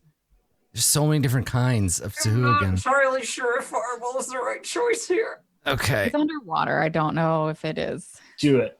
If you cast it in the They right already spot, have Oh, resistance. I see. It was the one Right? behind to him. avoid it. Like I can get through them. The what I was thinking is like I could cast Aura of Vitality, and then we could start like healing. Oh, right. You took that. Right. That's a good spell. It's a Mhm. very good spell. Might be better. All If you right. can get back That's from all of them. And now before they Carl murder and company. But yeah, the half damage is a little rough. Yeah, surprising. Yeah, you do the fireball, and they're like, "How did this happen to me? How could this happen to me?" Get out of here. Oh, no, there's no Alanis. Although like value for money, even half damage on this many targets is Yeah. I mean, but it's a quarter if they make the save. yeah, but Well, still. still do damage. So that's 10 damage, I guess. I think that's all of them. Okay. All right, 8. It's your turn. I can't even do anything because I can't get to them. Can't you throw a javelin? I mean, yeah. This is my good javelin. Take a bad javelin out as a free action. I'm not going off hands. What do you have in your other? Oh, your shield. Shield with the light spell on it. Yeah.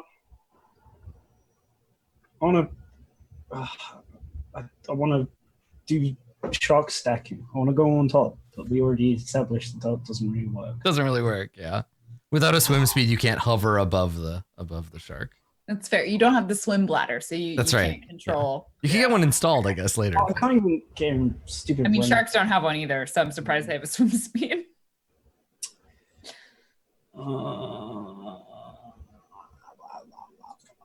Javelin's made out of metal. It sinks. This one has got the blessing of Tempest. It's certainly named after Tempest, yeah. What are you doing, Dave? Yeah, what are you gonna do? I use my action to feed Rin a potion of great healing. Thank you. Okay. Solid plan. Now I can get Alright. out of your way. Enjoy 17 hit points. Oh yes. I love it. All right. It's like looking down, I was like, what the Jewel? fuck, got, like torture victim's head in here. Jewel, Are it's we your stabbing turn. our way through this? Is that what we're doing? Do we have another I choice? think we gotta. Like, Can't do fight. anything else. They outrun us. Yeah, they can Yeah. swim faster than us. All right. So. Jewel pulls out her. She's got her swords out. She's getting to the stabbins. The one directly All right. south of her. There's one in front of you, so 13. I think that misses, right? 13. No, that's a hit against one of these. These are the little front guys. Yeah. That's right. Hit. Gosh darn this damage. It's 17. 17. Okay. You stab it in the chest. Blood, but it doesn't die. And then You get a second attack. Oh, that's a miss. Yep. Second attack Okay. scatters off its scales. Oh shit! It didn't die. Okay. All right. Is that your turn, Rin? Or Jewel? What Sorry. does this say? I can't zoom in on that. What does that token say? Shell shark. It's another shell shark. Oh, It's several more shell sharks. I'm pretty. Yeah. A bunch more of them come swimming It's up. like at least another 4. They're the cavalry is on the way. It's behind the rest of them. Okay. This is gonna suck. ass. Rin, it's your turn. Let's do it. Underwater fireball. Boom. So there is, nuclear launch detected. We see a column of steam and bubbles as the fireball flies from your hand, impacts the wall back here, and then there's this like low, like as the whole thing just blasts I out. bet it looks really cool. It looks really cool underwater, yeah. So let me see. I think I have a thing we can do. So how wide is the What? Fireball? 20 feet. Okay, so it's like four across and the same high. I think is it 20 feet square? Yeah. So yeah, it's 20 on a side, right? Yeah. Yeah. I mean, we are standing in many ways in like a good spot for this. It's just Yeah, it exactly doesn't hit us. It's perfect. nice. No, it's 20 foot It's 20-foot radius, not 20 foot. Yeah, so you'd hit the Diameter. back wall, and then it'll come out 20 feet. Yeah. So we're still in a good spot. So it's Well, 40. yeah, so you're targeting the middle. So No. it's You're actually targeting- like this. Yeah, Yeah. but it's 20-foot radius. Yeah, but not what I'm 10. saying is if you want to not burn yourself to death, it has to go 20 feet out That's from where that she point. put it. Yes, that's what I'm Yeah. saying. Yeah. So it doesn't matter. It's the same. Yeah. Yeah, that's Well, what I was mean, It measuring. goes down the hallway a little further, but other than that. We were just saying Yes. that the circle you put out there was not accurate. Yeah, no, I wasn't done. So Okay. it actually goes, well, no, so, okay, it goes 20 feet in every direction from that point. Yes. Yeah, Yes. okay, so it doesn't go down the hall a little longer. It goes 20 feet in that direction, no matter what. Yeah, okay. All right, let's do this, starting with the 6 regular Sugan in front of you. Roll damage if you haven't already. All right. Yeah. I gotta actually cast the spell. Hang on. Max damage. Please be 6 a on good every damage. dice. Oh, it's a terrible damage fireball. Oh, that's a baddie fireball. All right, so 23. So it's either 23 or 11. It's either 11 or whatever. Or sorry, yeah, it's either 11 or 6 or 5, I mean. Yeah. Right, 11 or 5. Okay. I'll make a note. Not 11 as good as I wanted, but or it'll- 5. It's underwater. Okay. So, let's grab one of these frontline Sahugwagans. I need to make the save 6 times. It's DC 15. Yep. 2, 3, 4, 5, and 6. Okay, they all failed. I think only the one in the front dies. That makes sense. The rest take 11 damage.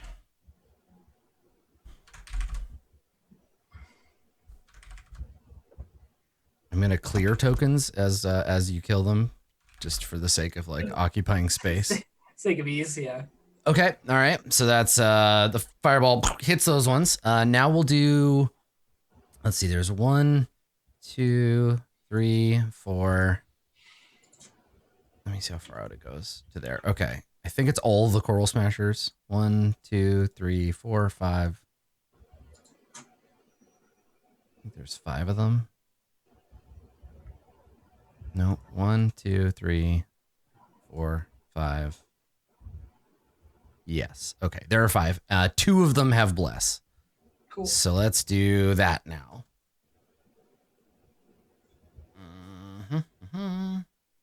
Okay. And yes, fire, you have resistance to fire if you're underwater. That's what it is. It's not about the fireball spell. It's just rules of fire underwater. Way 3. Okay, so first 2. This is I'm going to roll plus a d4 on these if they don't make it. Fail and fail, but neither of them the bless wouldn't matter. So those 2 take 11. Nice. Okay, and then there are 1, 2, 3 of them that don't have bless, so we'll do 3 more Carl Smashers. 1, 2, 3. 2 save and 1 fail.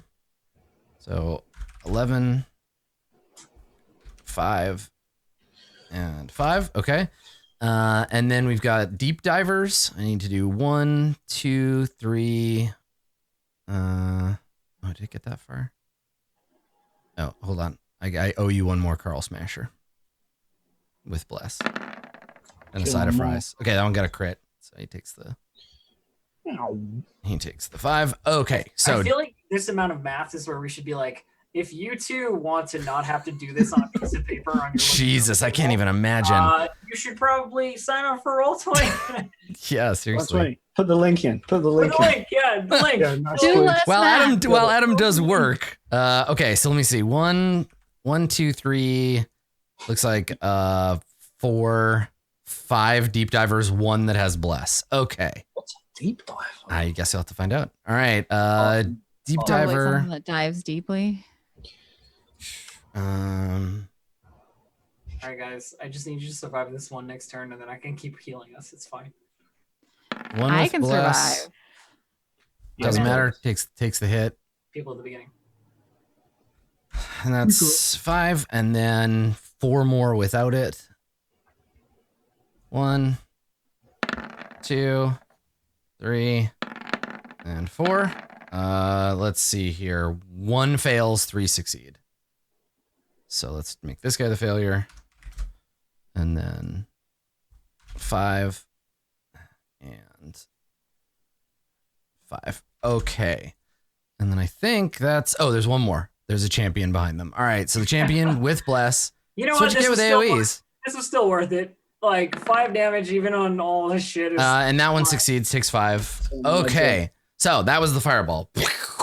Big explosion, bunch of semi-burnt Sugan, 1 casualty, and it is Makaria's turn. But Makaria, before that was just my action. I need to move. Oh, you want to move? Okay, go ahead.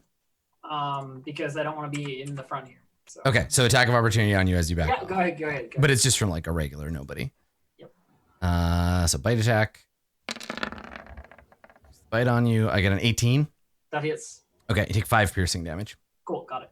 Okay, all right. So, like I was saying, let's take a break here, and we'll pick up the fight when we get back because it's gonna be a lot.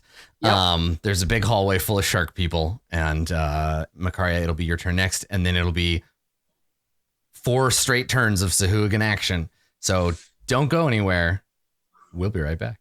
I'm super hoping they're jammed up in this corridor.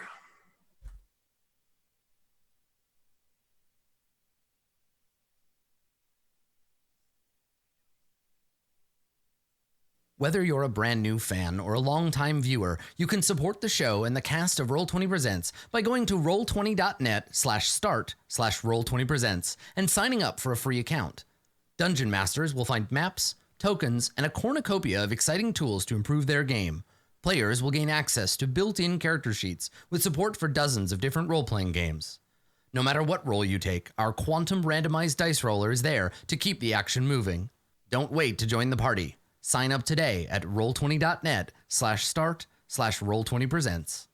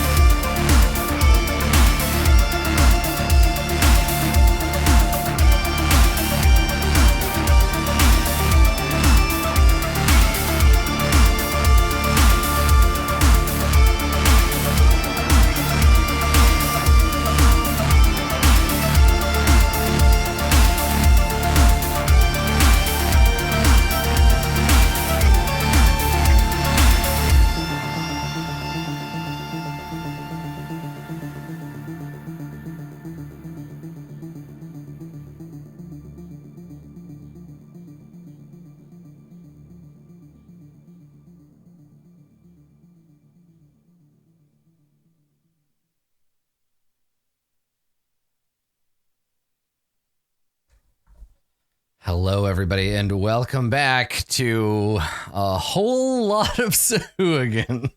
Just a whole lot. And chat, before... You can say who again. Get out of here. Shut up. Chat, before we continue, before I show you the next round and we go on, I just want to I'm going to zoom the map out just a little bit. Just to kind of show you real quick, just the rest of this level, just so you can see it, chat. So there's here's some insight into the rest of, so, you know, if things don't go well, I have options. We got some things we could, If it's things fine. don't go well, things can continue to not go well. Okay. All right. So, Makaria, it's your turn. Well, I'm gonna start by you look behind you for just a moment and you see floating nearby in a black robe and set of scuba gear, you see Merkel. He waves at you with a bony hand. I love him. I'm gonna move forward my little skull 20 feet. Okay. So, and then I'm going to, let's see, what can I do with this? I'm gonna marry 8 and You can't get married in the middle of combat. That's not how it works. I know.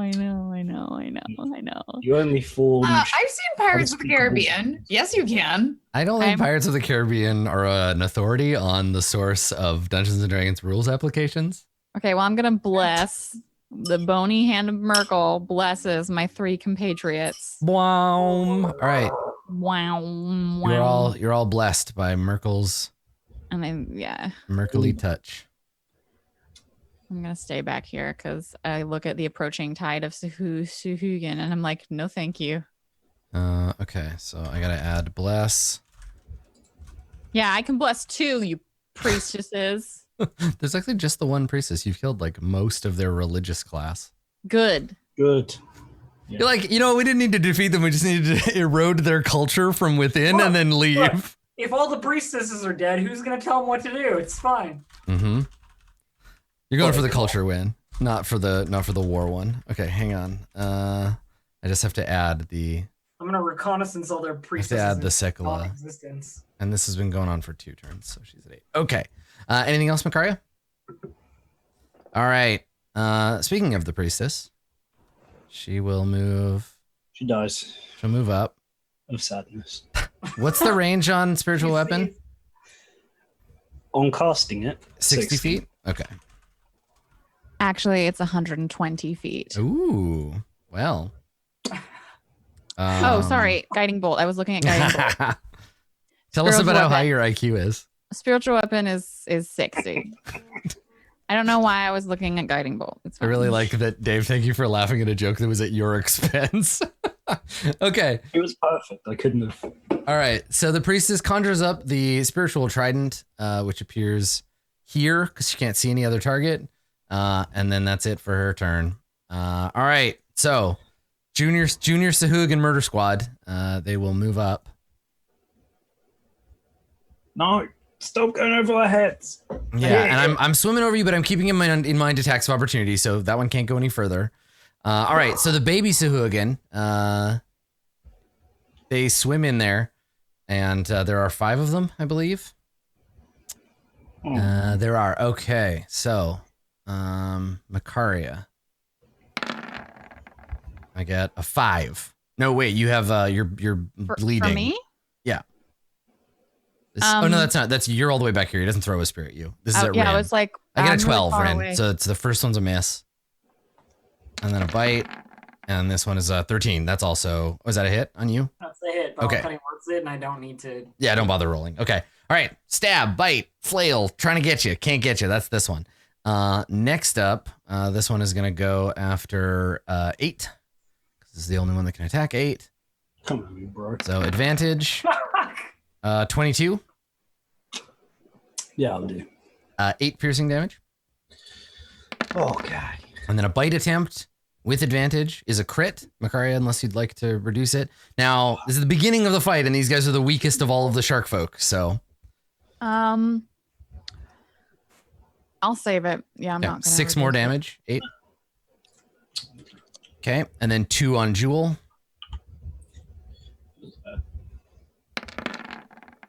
14. 16. That's a hit. Okay, for 4 piercing. Uh, There's one more with 2 attacks coming at you. yeah, I'll take the 4. Okay, so you take 4. Second one, 12 and a 22. That hit, definitely Okay, hit. and that one hits for 3. There's more coming. There's lots more coming. Yep. Yeah, so I'm gonna take another 3. Okay.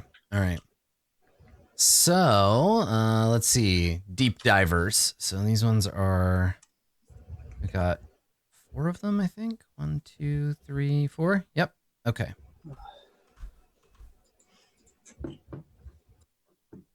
All right, so here's my idea. We kill them and their 8. You can make an attack of opportunity on this one. It's gonna swim. It's gonna swim past you towards Makaria. Yeah, I'm gonna stab him. Yeah, because he started off here. So let me. Is a 15 a hit on the deep dive? 15 is a hit. Yes. Okay, I hit him and I'm marking. Okay. Well, he keeps 10 points of swimming, damage. so. And I'm marking. Okay, so he's over here. Okay. He doesn't get to attack you, Makaria, but he swims by. So the deep divers, these ones you see, I'll give you a quick description of them. They have been transformed by the magic of Sekola. Their body and fins are all much like sleeker. They look built for speed and stealth. They're like darker, but they also have on their forehead a some kind of like bulb or something, and this one's currently turned off. It's deactivated. I'll let you know what happens when they use the bulb, if they do. All right, so that's one deep diver. Is this like a deep sea ocean like light trap? Like Okay, so this one moves and then it gets to attack, and it's going to attack. Let's attack 8. It has a glaive, which I guess is a kind of spear axe. So it gets a glaive attack, and it's going to attack 8. So 8, here's the first attack. It's a 21, barely misses. And the second glaive attack, this one is a crit. Makaria, would you like to make it not a crit, or do you want to know how much damage? I mean, we don't know yet how much damage these people do, so I'll make it not a crit, and we'll just like see how it goes. Okay, 8. You take 11 slashing damage. Okay. That was probably a good shout. Thank you. Yeah, and then 2 more deep divers. We're dead. Oh yeah, we're definitely fucked. We are dead. Okay, 8. You get. Oh, you've already used your attack of opportunity. Rin, you can attack of opportunity if you want, as this one like swims we took past photos. you. I'm good. Or actually, no, you don't, because he's gonna stay where he is. He doesn't leave your threat range, just 8s. And then this one. Oh, did I get an attack of opportunity against him too? You can attack of opportunity 1, yeah. Do it. All right, I'm gonna roll against somebody. I definitely could have. Wild stabbing. Anything we can get our hands. 20. Kill them. Okay. Yes, that's a hit on the one that just went by. Terrible damage roll. Okay, so yeah, you slash at him as he goes by, and he takes some damage. You kind of make out one as it swims by. It doesn't come up the hallway. It goes this direction. No. Don't go get more. Okay, so now Carl and the Smashers. They're gonna swim in here. There's just like no room for these dudes. God, thank fuck for that. Okay, so this one, anybody who has an attack of opportunity left can make it. Rin does. I guess me? I don't know if it came past me. Okay. Well, there's one at least that came past you because it's engaged with me. All right, cool. I'll hit it with a longsword. Okay. I miss. Probably. All right. And then that one. And that one. Okay. All right. 8. It's your turn. I'm just gonna stab in a random direction. That one. This one. Okay. All right. Because I mean, it's got 2 attacks. You just kill things as fast as possible. Just stab it. Okay. Yeah. That's a hit. 12 points marked. Killed. It dies. You don't have to mark it. It's dead. Go in front of me. Stab. In front of you, like down here? Yeah, 12. That's a hit. Hey. 15. Dead. Killed. Yeah. They've been fire tenderized, so you're just chopping through them without too much Oh trouble. shit. Obviously it doesn't count, but Elf, the 12, you didn't roll bless. You have bless. Oh, sorry. Yeah. Oh yeah, go ahead and roll your bless, Elf. I don't think it will matter. Against a deep diver, it might. Depends on how well you roll. No, it didn't, but it was close. Okay. There's one always a miss in this game. On an attack roll, yes. Okay, then you didn't kill that other one. Not on a skill check, but on an attack roll. Yeah. Yeah. Okay. All right. Anything else? 8? Wait, is that considered a critical fail? No, there's no such thing. Then why is one always?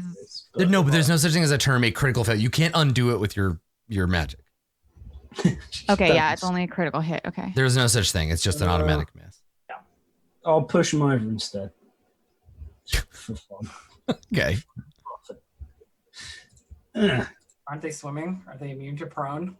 Whatever. I'll push him over. You push anyway. him gently away from you. He glides away and then comes back. Is that at 8? Yeah, pushing him down 28. All right. Leading from the front, the champion of the Sugan swims forth to meet you in combat. 8. Just kill us. So big beefy Sugan comes up and is going to make some attacks. So spear attack. Here we go. 1. Miss. No, 23 because they have advantage. It's 23. Okay. 10 piercing. Okay. Second attack. This one is a crit, Makari, if you'd like to do something about it. Is this the champion? This is the champion, yeah. And actually, it's not been my turn yet, so. Okay, I'm good. Stab. Okay, 12 piercing damage, 8. Okay. And the third attack is a miss. Okay. All right, and that's the. Oh, hold on, he's blessed. that one might not be a miss. 19, 20, 21. It's still a miss, but just barely. Okay, all right, Jewel, it's your turn. Well.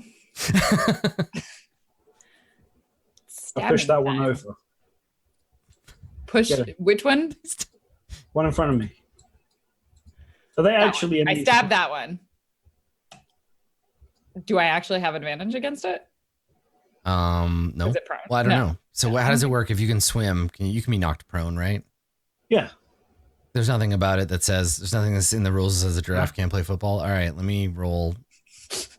You got like a 28. Okay, so this one I got a 21. I got a crit, but you have a higher crit. So I have a better crit. My crit is better. All right. 24. Yep. 27. Stab him. Stab him. Dead. Stab him dead. Kill. Get him. I used sneak attack on my. Doesn't matter. You got him back. Yeah, it's your turn now. Oh, it's my I turn. haven't used it yet. Yeah, this it's isn't- per turn, not thank per you. round. Yep. As well. God, I'm rolling terribly. It doesn't on matter. He's sneak dead. attack. You kill He's him. dead. That is the worst. Killed. Cool. Slash. Bonus action. Kills me Do we as want to well. all stand in a line? I'm gonna kill another one of the small ones. She'll kill the one that's.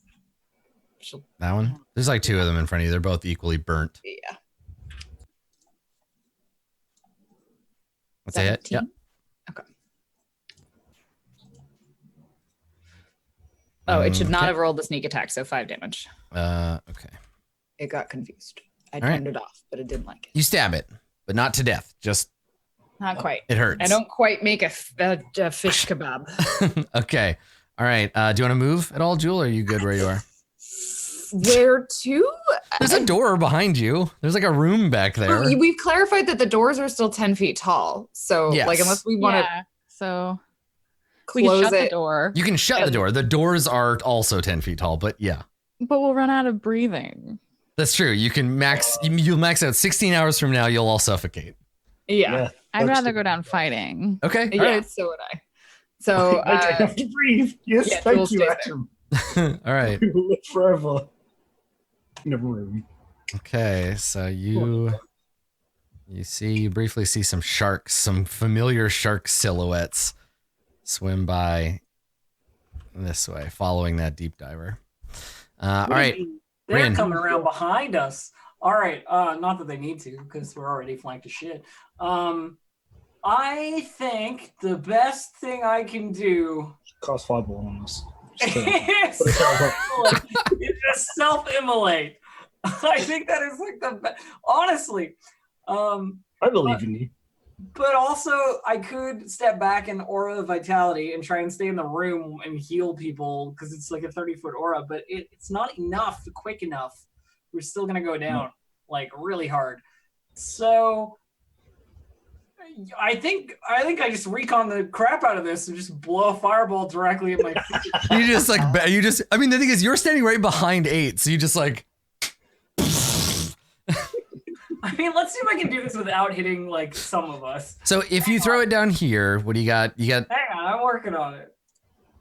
So I can hit like a bunch of stuff down here without hitting us, but that doesn't seem very effective in terms of like what we actually need to kill. So those dudes have got super low health. They, based on the amount of damage that they've taken, even if you only did the 11 again, I think they would still die. I think they would die. The wee ones. The base level Sugan, they're very smushy. Yeah, it's like even Carl Smasher doesn't have that many hit points. between like 20 and 25 health, I think. So here's the At the question. very least, that would more easily clear our retreat. I have the highest dex save, so there's a reasonable chance I'll beat a 15. I don't roll. even need to hit you if we're just hitting these guys at the back. Yeah, if you want to just try to clear the front and make your way that way. But it's just like we've got like all kinds of badness like tied up on us at the top as well. That I'm like, even if I hit it, it probably won't die anyway. Here's the thing: if we can disengage, if we can disengage, they'll still be faster than us. Chase us down. well, yeah, but at least we can start moving out. I don't know. Maybe are you level 10 yet? Can you? No, I'm not level 10. Marco, you know what? and then you roll a d10. Over here, something. Adam. Okay, so you're gonna drop it right on that trident. New level. I hit it same place as last time. Okay. So it's gonna hit all of these nerds right here. And Okay. just fucking Roll damage. Whatever. Yeah. It's fine. I don't care. Kill them all. It's still not very good, but All right. it's a little better. 13 or 6. 6. All right, so this one is dead no matter what. So he just dies. I'm not gonna bother saving for him. This one might live, but then again, who does? So let's see. Dex save on this nerd. He gets a 5, so he is dead. Yes. So they're just burning up. This one, this baby Sugan, this regular dude. Dex save. This one crits the save, so gets 6 damage. 6 damage. Okay, so that's it for the regular Sugan. I've got 1, 2, 3, 4 Carl Smashers to do. Okay. And if the priestess is lurking around, She's not. No, she's far enough back. Carl Smasher. I need 4 of these. Are any of these guys blessed? Yes. 3 of the 4 are blessed. Okay, so we'll do the first 3 with blessing. 1, 2, and 3. One of them, maybe the blessing will help. That middle guy. Yes. Okay, so 2 saves. 2 saves and a fail. So 11 or 6. 6. And the failure takes 13. Okay. And then 1 unblessed smasher. And this guy, I roll a 16. So he takes 6. Okay. All right. You've softened up the way forward. That's all I got. So. Okay. Yes, if Chad. If I move, I'll die. So Coral. Carl. Yeah, that's how that It's goes. like my favorite action movie actor, Coral Weathers. All right, Makaria, it's your turn. I am suddenly surrounded. Yeah. You got like guys with glaives and hammers all up in your shit. I don't like it. No, it's not good. Use that elite white. Disengage. Yeah, you also have your disengage to where? yeah, you like can you stand can't end your turn above a creature, but you can disengage and you can swim over them. It's just slow going. You can also stand in the. But I could not get into like the farthest I could get is right here, and that's still surrounded by them. Yeah. So like, I cannot end my turn. If I disengage, that's an action. My movement is 15 feet. Yeah, you're pretty stuck where you are. Go north. Disengage straight to hell. Go up and to meet the Flankers? Sure. Hide in a room somewhere, lock the door. I think the hallway went around the temple, didn't it? We didn't go one of We the went directions. into the temple. You can go into the temple. When you were Yeah. standing in the entrance to the temple, there's the altar straight ahead, and there was another door on the other side of the temple. Yeah. There was also a door at the bottom of the temple. There is also so the main front door to the temple, but yeah. they very much can flank us. Anywho, I will, because my concentration's on bless right now. The question becomes whether this is Hamburger Hill or Benny Hill. Right. I will inflict wounds on the fellow in front of me. When you say in front, do you mean Zorth? East? I mean, Which direction do you imagine you're facing? the east. Okay, way. the easternmost the fellow guy. that has the Okay. net on him. Yeah, do it. He no longer has the note on him. But Does a Yeah, 19 that's right. hit? Right. It does. Yes, you strike him. The 19. Okay, he takes 20 necrotic Damn. damage. Okay. He is And then partially I will- necrotized. And then I will move my little skull boy to occupy this. Well, I mean, he can be next to me. Okay, sure. okay, And he will attack the same Same dude? fella Okay. diagonally. I believe. 27. Hot damn. Nice. That spiritual Merkel weapon is loves great. me. You get personally headbutted by Merkel. 12. 12, another 12 damage. Okay, all right. So this deep diver is being battered around.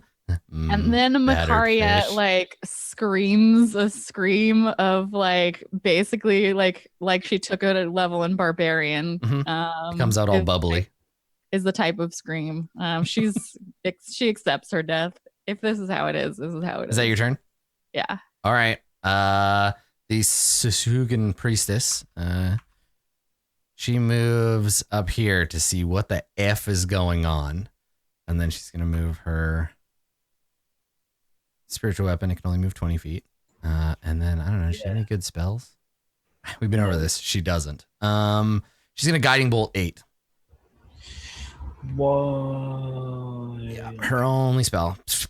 All right, so a bolt of light comes hurling towards you, 8.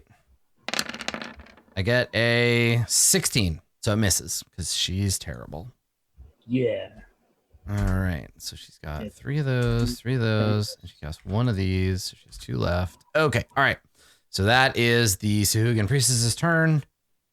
Are there any regular Sugan left? Yes, there's one brave tadpole, and he swims up to you, 8, and attempts to murder you. Okay. He gets a 16, No.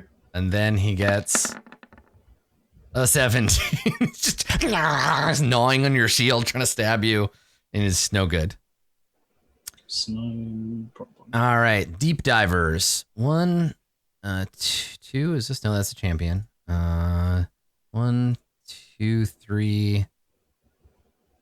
Thought I had more. Oh, they're just still further back. 4. Okay, all right. So, Macaria, you get attacked by a deep diver with a glaive. Sick.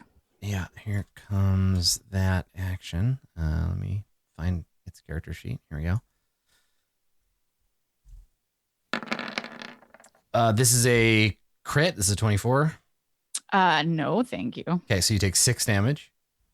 That's better. And then I crit you again. Mother of God. I'm so sorry. This time, you can't cancel 2 in a row, right? No. Okay, this time you take 14 damage. Goodbye, and then cruel world. The deep diver on the other side of you. Wait, I have to make a bless check. Oh, yeah, right. So Constitution, I Nice, you're crit good. for the first one. And the second one I fail, so you're not blessed anymore. Okay, all right. So everybody feels the blessings of Merkel. I'll slip away. That's it for my turn. For the divers. Oh, no, there's one diver that's going to attack 8. So 8. Hold on. I just took away one of the divers. There you go. Okay, so 8. This one's going to attack you. Come at me, bro. 1. I got a 23. Yeah, I'll do. Okay, for 18 slashing. And then a second one as a miss. Okay. Okay, and then Coral Smashers. We got 2 on Macaria. And 1, 2 on Jewel. Okay. All right, so Macaria. Carl Smasher number 1. Okay, my character sheet. There you are. I got a 7, and then I got an 18. That's a hit. 11 damage. I'm down. Okay. Blub. Okay, and then the Coral Smashers on Jewel. No smashing. 11, a 14, a 21 That's a hit. for 9. Okay. And Gonna half that one? Or? yeah, do you want to have that one? There's one more Yeah, I'll attack. have that one to Okay. 5. Okay, and then you take another 4. Down. Yeah, and for folks asking, like, what about morale checks for, like, Sekola? The Sugan only have one response to their feelings, and that's rage, and they're already in it. They have blood rage. Yeah, all they're doing is blood rage. They're just, like, in a frenzy right now. Yeah. You killed the big shark. Okay, The old shark. 8, your turn. Let's kill as many as we can before we die. Yeah, do it. Right to the south of me. 16. That's a hit. Kill him. 11. He's dead. He is dead. 3. I assume that's the little guy, so yeah, he's toast. Yeah. Okay. Who else has taken damage? All of them. They've all been fireballed. I will have honorable. If you combat. step forward, the one right here looks pretty badly fucked up. Actually, both of these Coral Smashers up front. But Yeah, you'll right. get attack of opportunity from the glaive Well. dude next to you. Whatever. Forget him. Okay. I don't care. So he's gonna try to glaive you. Don't touch me. Don't you dare. I got a 17. He misses. Yes. Do it. Stab the guy who's taken the most damage. 23. Yeah, you hit. Yeah, 11 more. Okay. You don't have bless anymore. 20. Yeah, the 20 still hits, but yeah, the blessing. All right, so you step up. Okay. Good. Okay. Is he dead? All right. No, he's still alive. I use my second action surge that I just got. Get out of here. Super. If you say it fast and with authority, it doesn't mean that you just get it. All right. Let's try it. Sugan champion time. The champion's pissed because you I'm aren't pushing paying that guy attention. over. You want to push him? Screw you. Okay. Oh. Okay. All right. I'm gonna push him over. Okay.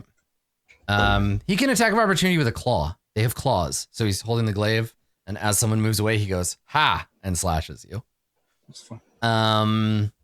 Okay, so 13 for which were you knocking down? I don't know. Okay, because it doesn't matter because they're gonna get up on their turn. So okay, so the champion gets up and is gonna attack you. Come on, you boy. Okay, so let's see here. Spear. I get a crit. Cool. Okay, I assume Macaria can't do anything about that. Not when I'm Oh, unconscious. you're dead. No. 9. Okay, so you take 9 piercing damage that I Ow. miss. And then I get 20. Oh no, the champion's blessed. So hold on. Let me see if that misses actually a hit. 21, and then the last attack is a 22. No, 22 is enough to hit you, right? Is it? Yeah, it's a 22 that becomes a 24 because of bless. But it's a 24 that becomes whatever it is. Yeah, do now. it. Whoa! No. All right, you take 11 piercing damage. Oh, Two God, ones on that. Yeah, that's really bad. No one is easily mocked anymore. they're inured to your insults. Oh. Jewel, it is your turn. Should Jewel just make a run for it? Yes. Do it. I don't Yes. care. I'm just gonna fireball my feet and just kill everyone. Rin just like the time has come. Goodbye, everyone. Well, not even goodbye, everyone. Just torch. I You feel got your bad predator leaving them all gauntlet. behind. Beep, beep, I don't know beep. if I can make it though. You know what? Fuck it. Jewel tries. All right. She's flighty. Jewel's like, you're all great. I'll tell your story when you're dead. And then she Run. Bonus action to disengage, and then I am going to dash for my action, so I should be able to and use my cat movement, so I can do a total of 9. Go, Jewel, go. Now, but remember, you're in slow, right? Because of the water. Yeah. So normally I could do 6 times 3, but I can do half of that. 90 instead of 180. 9 squares. Okay. Right? Except for your bonus action. You got to disengage. So you don't get 3 turns of movement. You get 2. So you get 2 turns of movement, so you can move 60. Well, I dash and then I double my movement. Yeah, but you don't have a bonus action to do whatever. So dash. it's double for the whole turn. Your movement rate is 60, right? Yeah. So which is cut down to 30. You use an action to disengage, which leaves you with 30 feet of movement, and then a bonus action, another 30 feet of movement, right? Yes. Yeah. So you get 60 total. Yeah. Okay. Think this is the right spot? Yeah. So you come around the corner and you see 4 shell sharks floating a mere. Hopefully they're not looking. A mere 30 feet away from you. They're looking the other way. And then on the other side, a Sugan champion, the priestess, and some more. And it's the shell shark's turn. And they turn around and they swarm you. So do they not have a job? Are they not going somewhere? Look, can we fade to black on this? Jeez, this is horrific. Fucking ridiculous. So the shell sharks, hang on a second. You supposed to not fight the giant shark? Is that what you're supposed to be? I don't even know what. You're supposed to die. We're supposed to sneak. So I also don't have the fog of war on the map, so I didn't remember that. What is your armor class, Jewel? 16. Okay. All right. You are hit for 10 piercing damage. She goes down. Okay, and then we fade away from you being torn to pieces by the other sharks. Jesus. Rin, it's your turn. Quit right now. All right, here we go, Vegeta style. I'm just gonna fireball my fucking feet. Here we go. Do it. Yes. Okay, all right. So you cast fireball on yourself. I am the only person conscious, and I just go. Okay. Oh, that's right. You're totally alone now. Okay. All right. So you hurl the fireball at your feet. Roll damage. Thinking so hard. Damn it. Okay. 21. All right. So 21 is reduced to. It doesn't even kill me. 10. I'm horribly burned. Why? All right. 10 or 5.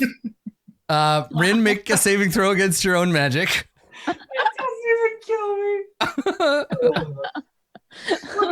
I fail to save, but it doesn't even kill me anyway. You're like, I don't want to live in this world anymore, and you stab yourself in the thigh with a knife, and you're like, ow. I can't even do that right. It hurts so bad. All right. I was like, I'll just torture myself. Wait a second. So you fireball everyone around you, which kills 20-foot radius. It kills this one. Yeah, 20-foot radius kills that guy, that crawl smasher. I guess Makaria and 8 just mark one more failed death save. Okay. From the fire. Let me roll, I guess, for these nerds. Okay. My word as I cast the fireball into the ground at my feet is recon. Recon. All right. So that's a coral smasher. This one's a coral smasher. Okay, so that one takes. This fireball is doing well. This one fails. So that one takes 10. This one is a deep. Do we have any more coral smashers? We have one more. Okay. This one takes 3. Okay, so 3. This guy takes a bunch of damage, takes 10. And then we got 1, 2, 3, 4 deep divers and 1 champion. Okay. Deep diver 1, 2, 3, and 4. I think they all save. It's their best save. One of them fails. So this one takes 10. The rest take 5. I'm drafting up my next kobold, guys. Okay. I'm thinking a tabaxi monk. Go back to the population. I've got the mask for it. I can just and then the champion. Yeah, what can we reuse from our cosplay? I think I fit your breastplate, so we could just swap. Oh, yeah. Okay. All right, so the champion takes 10 damage. All right. Except for as a monk, you wouldn't wear a Makaria, can you make a death save, please? Yes, I can. I get a 2. Okay, so that's 2 out of 3 now. Yeah. Okay, the priestess is going to move the trident up and attack Rin with it. That's what you get. This is what you get for killing my god, she says in Sugan. I think we all know what we get. 21. Yeah. For 7 damage. Sweet, I'm still alive. Okay. All right. There are no more regular. There's one regular Sugan. It swims over. What? Where did he come from? I thought that was the priestess. Is that the priestess? Oh, they use the same token. You're right. That is the priestess. I was like, otherwise, no. Where is the priestess? So I can take that off there. Okay, deep divers then. Okay, it's a matter of time on this one. So first attack. Oh, actually, you know what? Let me reveal what the thing does. Can you make a DC 11 Wisdom save, please? Okay. The thing? What is the thing? I got a 10. Okay, so the first deep diver turns to you, and a faint glow starts to emerge from this bulbous thing on its head. The thing floats forward on a long antenna and hangs in front of it, pulsing with light. You become hypnotized by the floating light and can think of nothing else. You're charmed by this thing just long enough for the other ones to stab you in the chest with their glaives. I feel like this is kind of like overkill. Like you charmed. He just wanted to show off his cool toy. I know. Let's see if any of them hit you. Yes, the last one finally hits you for 7 slashing damage, and you fade into unconsciousness. So and the Sahagin rip us to pieces. Yeah, so we fade out, and this is the thing about the Sugan is that they're a dangerous foe because as a GM you can't like pull back because they're all bloodthirsty. Right? I don't know how they ever take prisoners. It seems incongruous. But so here's the thing: so we fade out, and then we fade back in, and we see a complex looking aquarium. Right? We see this big glass box. Oh no! And in it there are a bunch of plastic.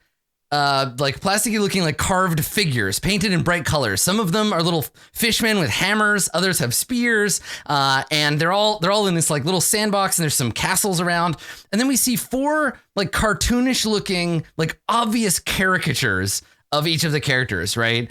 So we see this like really like overwrought, giant, terrifying machine robot guy. We see like a little cat, only like Ren, you just look like a cat, but with like human clothes on. Yeah, we see Arjul and we see Rin with like the thing. And so they're all in there and they're all lying down and we hear a voice as this hand comes down into the water, this very human hand, wrinkly human hand, comes down into the water and picks Rin up. And it's like, I'm Rin. I'm so annoying. I insult everyone. You're a shark. You're a shark. And then he grabs another one and stabs you with another hand. And all of the sharks pile on top of you. And we fade back and we see Halaster and he's like, elbow deep in his aquarium playing with these little toys.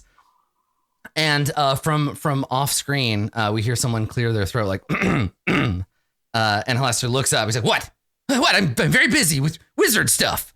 And the voice is like, Master, shouldn't you be attending to the dungeon? And he's like, oh, yeah, the dungeon, right. And he turns and he holds his hands up and they're all dripping. He's like, get me a towel. And he like walks off screen as we fade out. Beach episode. So, worst beach. Yeah, I mean, it's fine. We got a delicious taste of Saltmarsh. I think for all of you, maybe this is just a bad dream that happened one night while resting in the dungeon. Yeah, that makes sense. Halaster dumped you into his nightmarish dimension where such things are possible as an infinite number of sharks and anyone else worships Merkel besides Macaria. Yeah. When would that ever happen? That doesn't seem real. Right? You should have known that it was a bad dream when the premise was other people agree with Macaria. What nightmare dimension is this? Not real. Fake news. Right. I like that in chat. Did you see anything? No, sir. I didn't see you playing with your dolls again. They're action figures.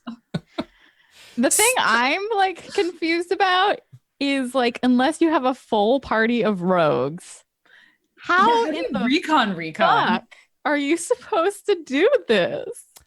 Yeah, I think the answer is it was a first edition thing. So you weren't. and then they ported it over, and they thought people would be nicer because it's 5th edition. But then we weren't, and then we die.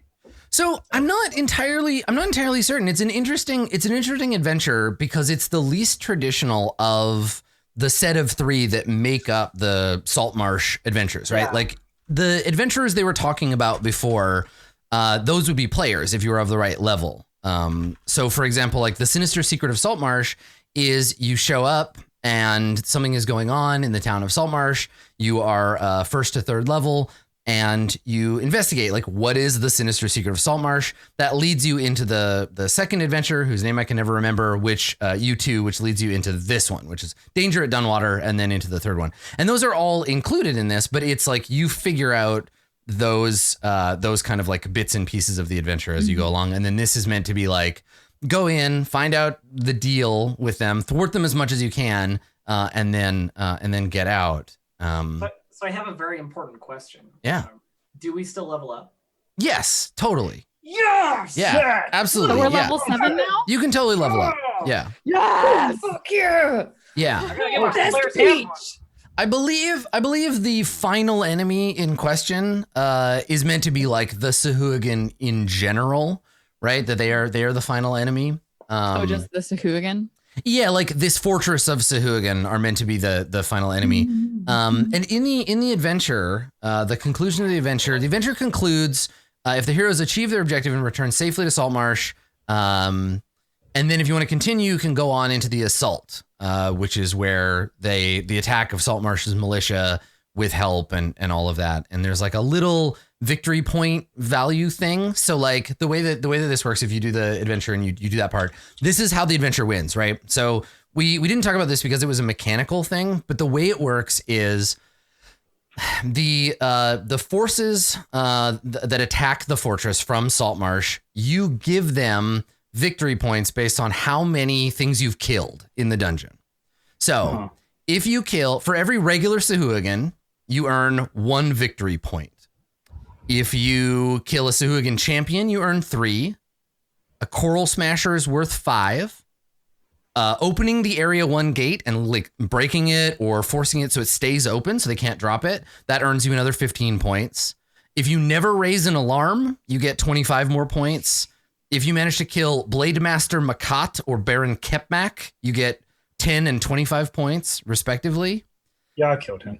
No, you didn't. You never even met him. So you accumulate these points to go into the assault, and then you can join the assault as part of like a return.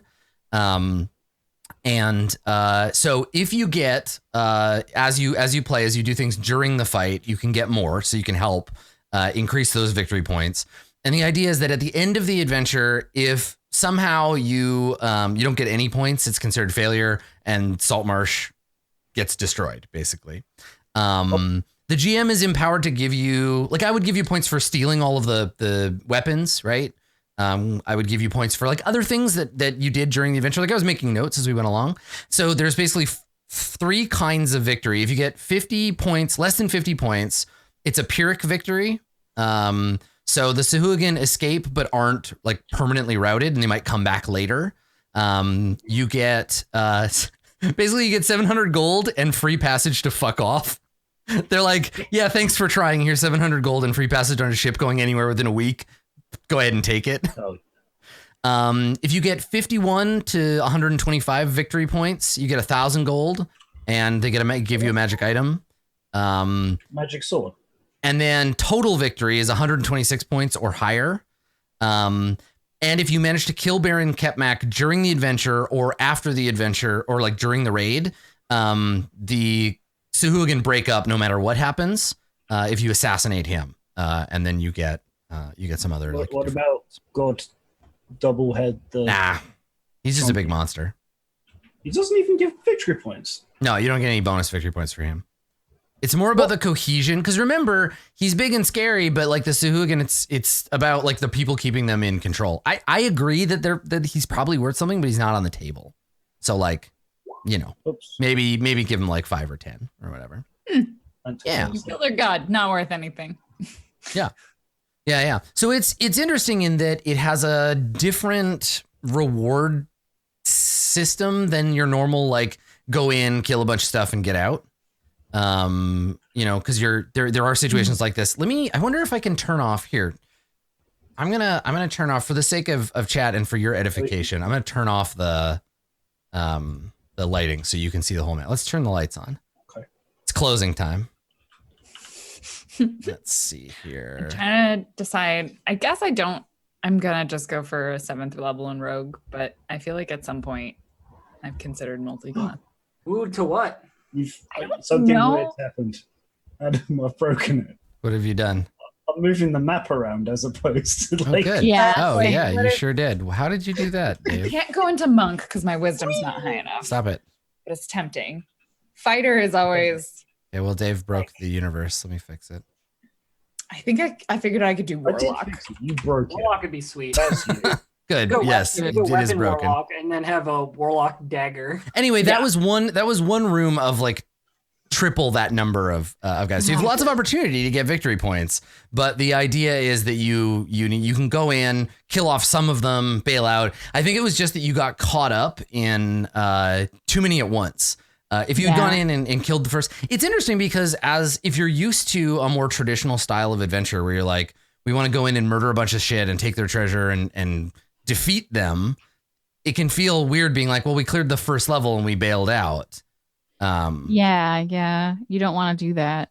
Yeah, exactly. Well, and as Dave pointed out, it was the adventure's core premise, which is the same, was designed during a time where characters were way more ablative than they are now. Like, even though it took about as long, maybe longer to make an AD&D character, it was the idea that your character would die and you would just play another one was significantly more prevalent. So a party going in and having 3 people die and 1 person get out, or everyone die and then making a new party and going in after them would have been a lot more normal than do you know what?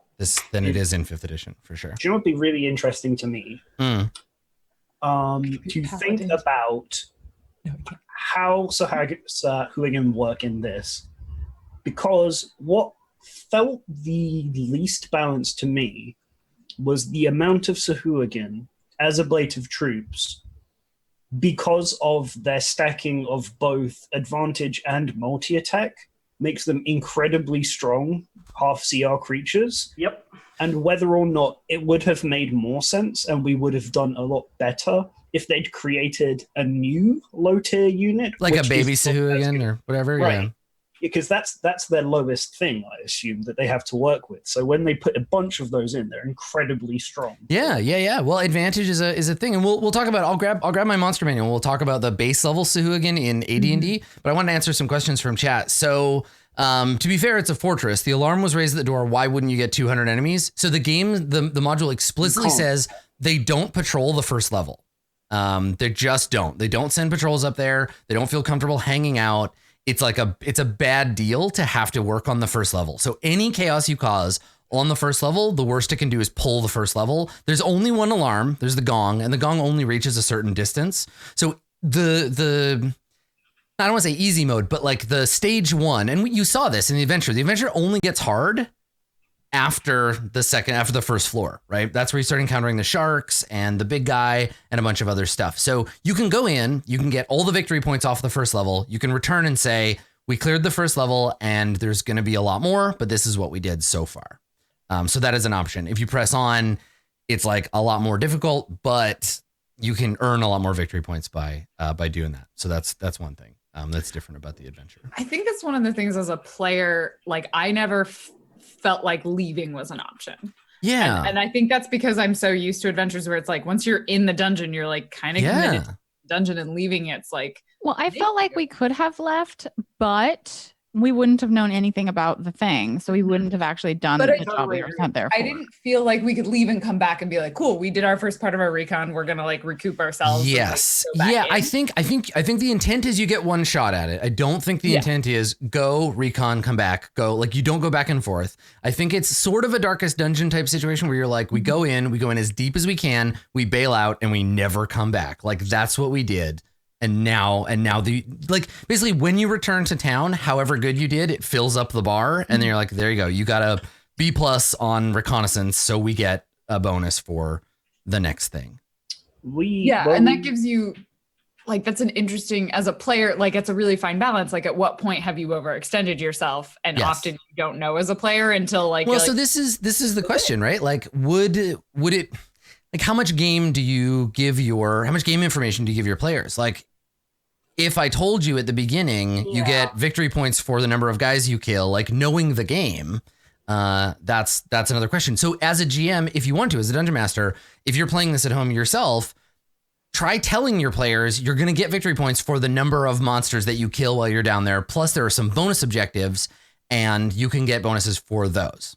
So go ahead, go in as deep as you want, and then bail out whenever you think you've made enough points. It's kind of like a board game in that way, in that there are some games that don't check the points till the end, and you don't really know total how many you've had until you get to the end of the game. Yeah. Yeah. I mean, yeah, I think that if this were being played like an AD&D game, would the goals of the players be laid out in advance? No. It's the same. That definitely hasn't changed. Yeah. Okay. I also think descriptively the word recon does not. Yeah, but remember, we hooked on recon, not the game doesn't use that word. I know, but what I'm saying is like, go there, check it out is not what the goal is. The goal there is go there, beat them up. Yeah. I think that's a given though, because you're D&D characters, right? Like don't have. I agree. Yeah, you could make an alternate version of this adventure for another game where everyone had stealth abilities, where you would get a point for like flagging each individual monster. But yeah. So Dave, for and this isn't without going too deeply into like how AD&D works, but some stats from the AD&D Sahuagin. They have an armor class of 5, which sucks. Which is pretty shit, yeah. But their AC is crap too in 5th edition. Yes. Their movement rate is about the same. They have 2 + 12 hit dice, so between 4 and 20. So less hit points overall. Less hit points, but you do less damage. Yes, you do less damage. They get 4 attacks, so they get 1 attack or 4 attacks, 1 with a weapon, but their 4 attacks are like claw, or like bite, claw, and they're 1 to 2, 1 to 2, 1 to 4, 1 to 4, 1 to 4. So they get a ton of like little scratchy, bitey attacks. But they're not with advantage as well. So they have there's no advantage. They have special attacks and special defenses, but I reckon those are weaker. They're definitely weaker, yeah. It's possible for an unarmed Sahuagin to attack 3 or 5 times in a round if they can rake with their legs. Yeah, and I don't see... They just give you a lot of information about how many other Sahuagin they are. Let's do a comparison. So let's see what an AD&D goblin looks like. So a goblin from AD&D, I don't know if I'm gonna be able to pull its stat block, but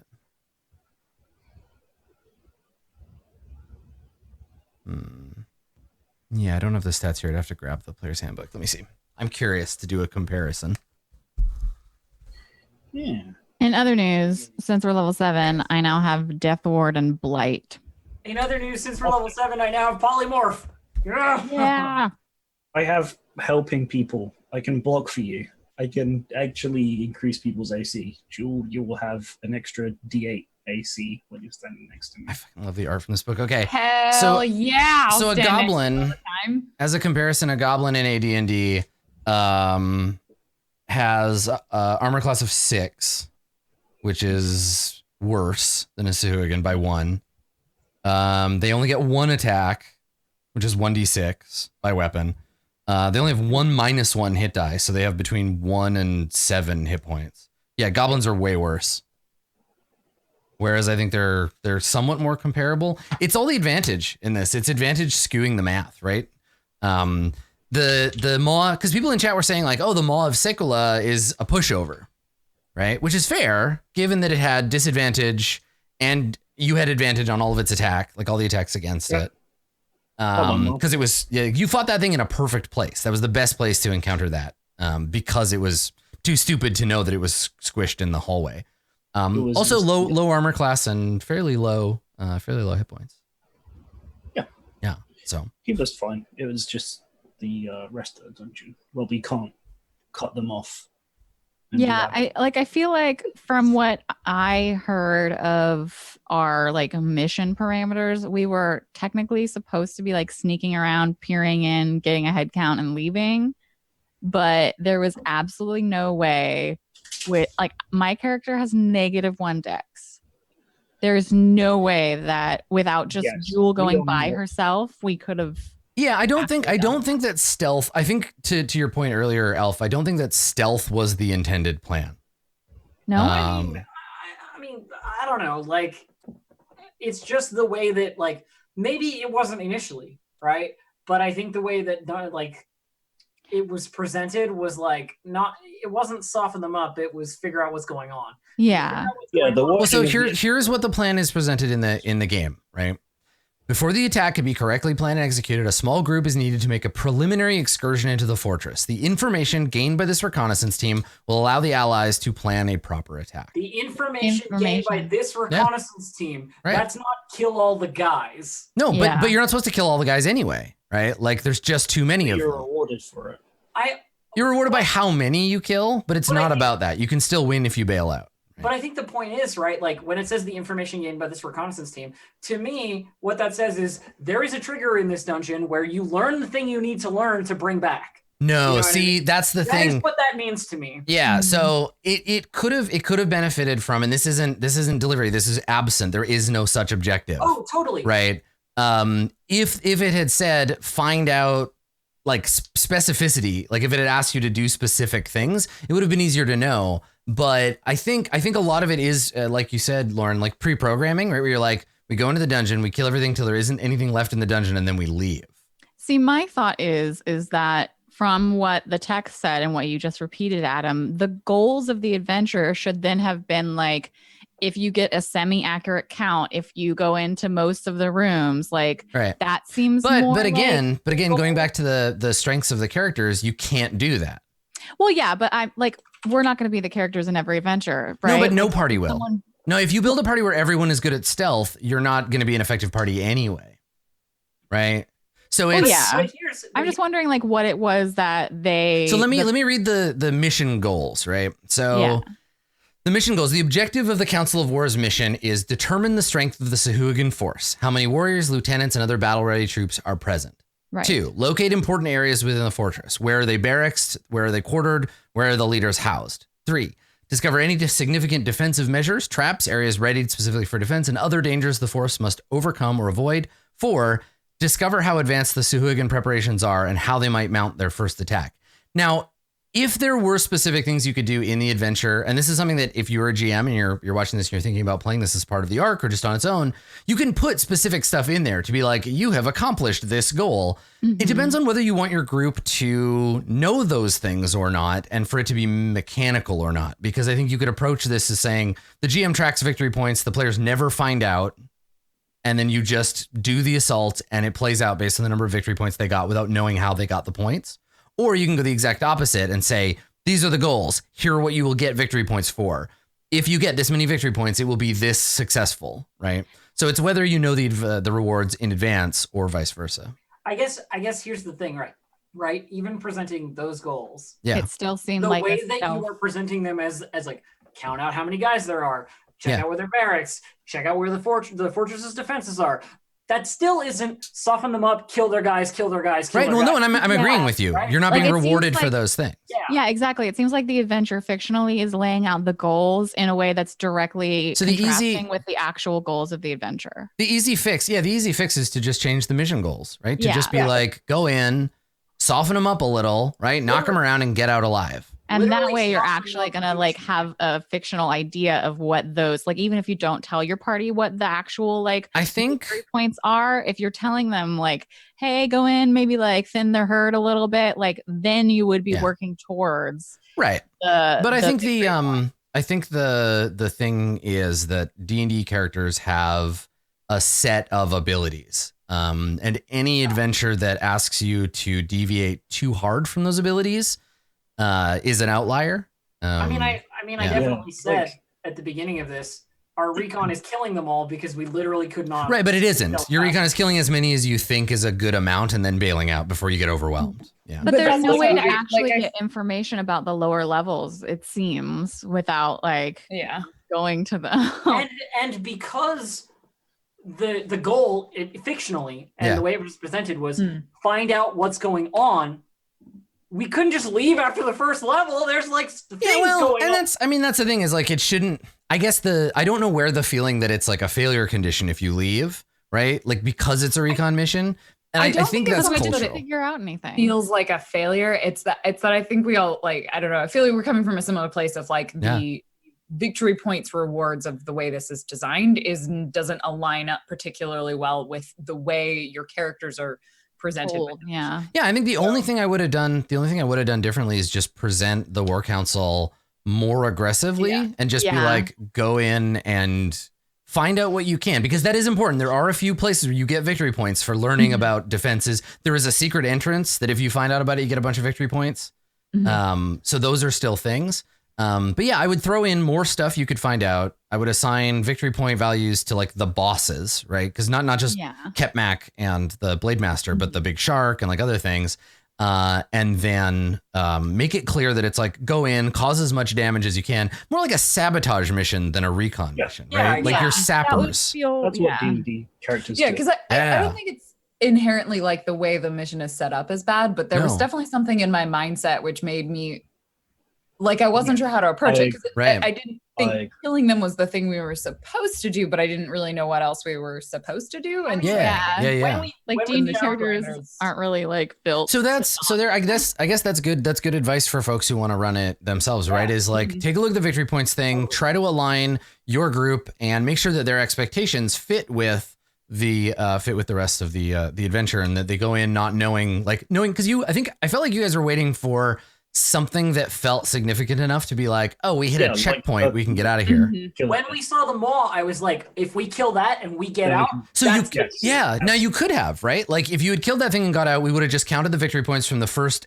and third of the second level, and then that would have been it. That would have been a correct thing to do, but it just went all fucking wacky, right? Like we were close. Like I think that this, if things had gone slightly differently, and you had ended up leaving just to get away from all of them, right? To be like, sharks can't fly, and then gone back to town, I would have been like, awesome, the adventure is over. You return to the Council of War. I would note how many victory points you have, and then we would move on into the denouement of the battle itself. But yeah, it just isn't clear, and I think that we forget sometimes how much like standard D&D mode baggage we carry around with us when we play an adventure. We're like, I assume the adventure wants me to do this thing. Murder. But if you were assuming that, then we wouldn't have had any of the problems. It was assuming that it wanted something different. Oh no, I just also don't see how a 4-member 6-level party could have killed like 30 guys in a hallway. There was, with balance, as we always end up saying, it's really swingy in this spreading game. the needle. We rolled very poorly in some instances. Our characters, our group, if I were to assign us an APL, which is what we do, we would either be weak or potentially very weak. Because I rolled 4 8s. Makaria is no, it's not about stat bonuses. It's about the way the party is composed but also, Dave, like you're playing a character race and class combination that's more powerful than your average. Yeah, right. My character's too strong. Yeah, we're talking about like Adventurers League stuff and like figuring out party level. So the adventure is technically for 4 to 6 characters of 7th level. So you're definitely under leveled and on the other, but it doesn't make that much difference. Like I don't think another level for everybody or another character would have done it. Actually, what's that? For me specifically, having. Yeah. Okay, but again, remember that fight would have gone on. That was one room of 4 rooms of that size that would just keep. More of them would just keep coming. Like once it gets to a certain point, like I can throw Sugan at you until you're dead. So I don't think a couple of levels would do it. Here's the thing. I don't even think it was the number of Sugan or even the encounter that was like necessarily bad. It was the water.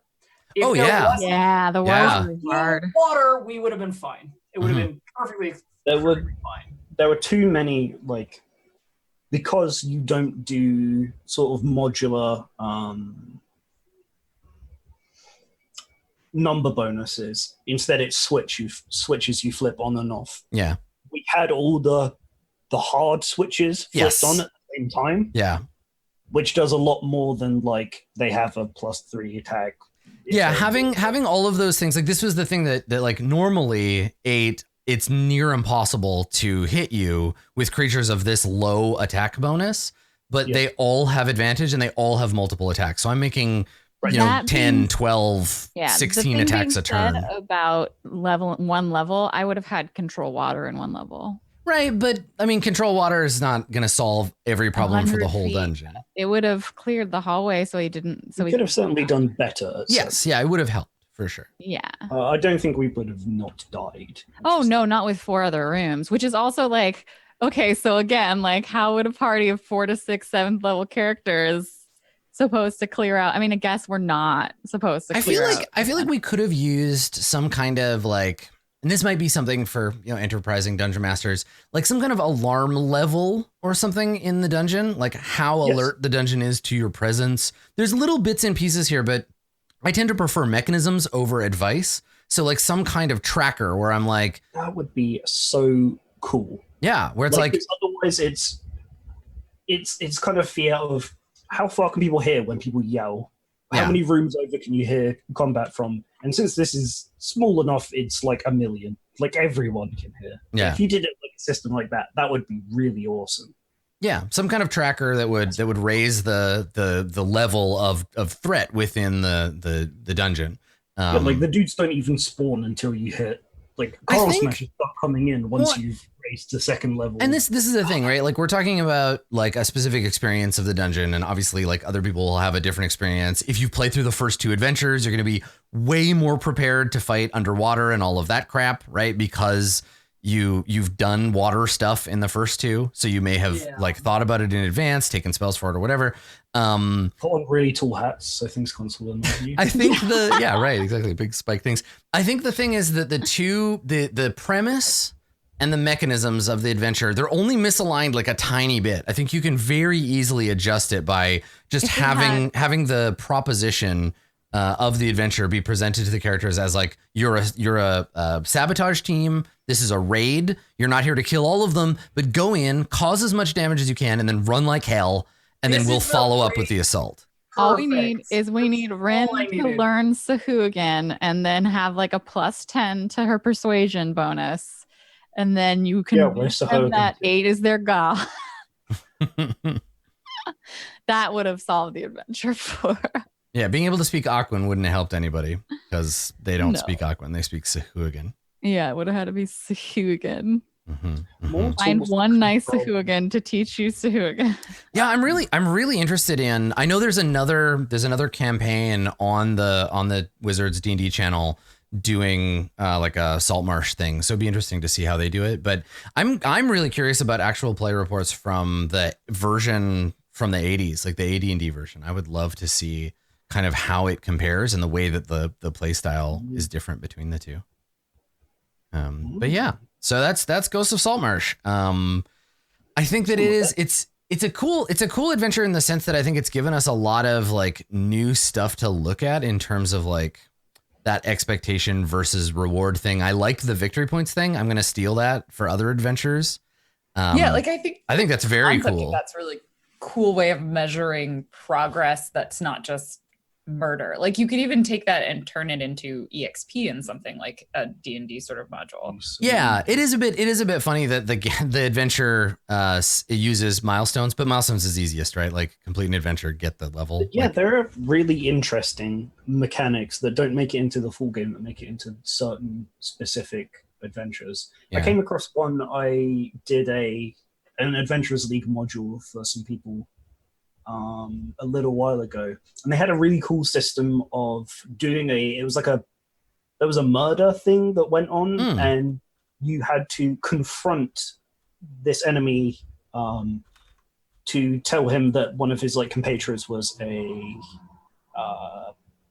like working against him, whatever. And they had the whole system written out in the adventure for the different pieces of evidence that you could find, and they had like a tally system for how many good points you made. I love that stuff. Persuasion things, and it had different outcomes for the next fight based on whether you got 1, 2, or 3 like points in the negotiation game. Oh, nice. It just hasn't made it into the full game. Well, I think that's a reason. That's a reason to buy adventures, even if you don't run them. Like, because I feel like every adventure, and I've like flipped through Strahd, and I'm vaguely familiar with the Giants one. Strahd is good shit. But for me, I read an adventure not just to play the adventure, but because I want other systems I can use. Like, I've used the hex crawl stuff from Tomb in other D&D games, right? There's always bits and pieces that you can grab. Like Saltmarsh has all the boat stuff, like a finished version of all the boat combat, and I think if you're gonna play a boat game, then this is where you're gonna get those rules. So it's interesting to see, and I think that's a pretty normal thing for like OSR and D&D adventures. You get these little bits and pieces of mechanisms they designed specifically for this thing, and then you can apply it to your other bits in your campaign. But yeah, Ghosts of Saltmarsh. This is just like a little tiny piece. This is a little tiny bit of the greater Saltmarsh adventure.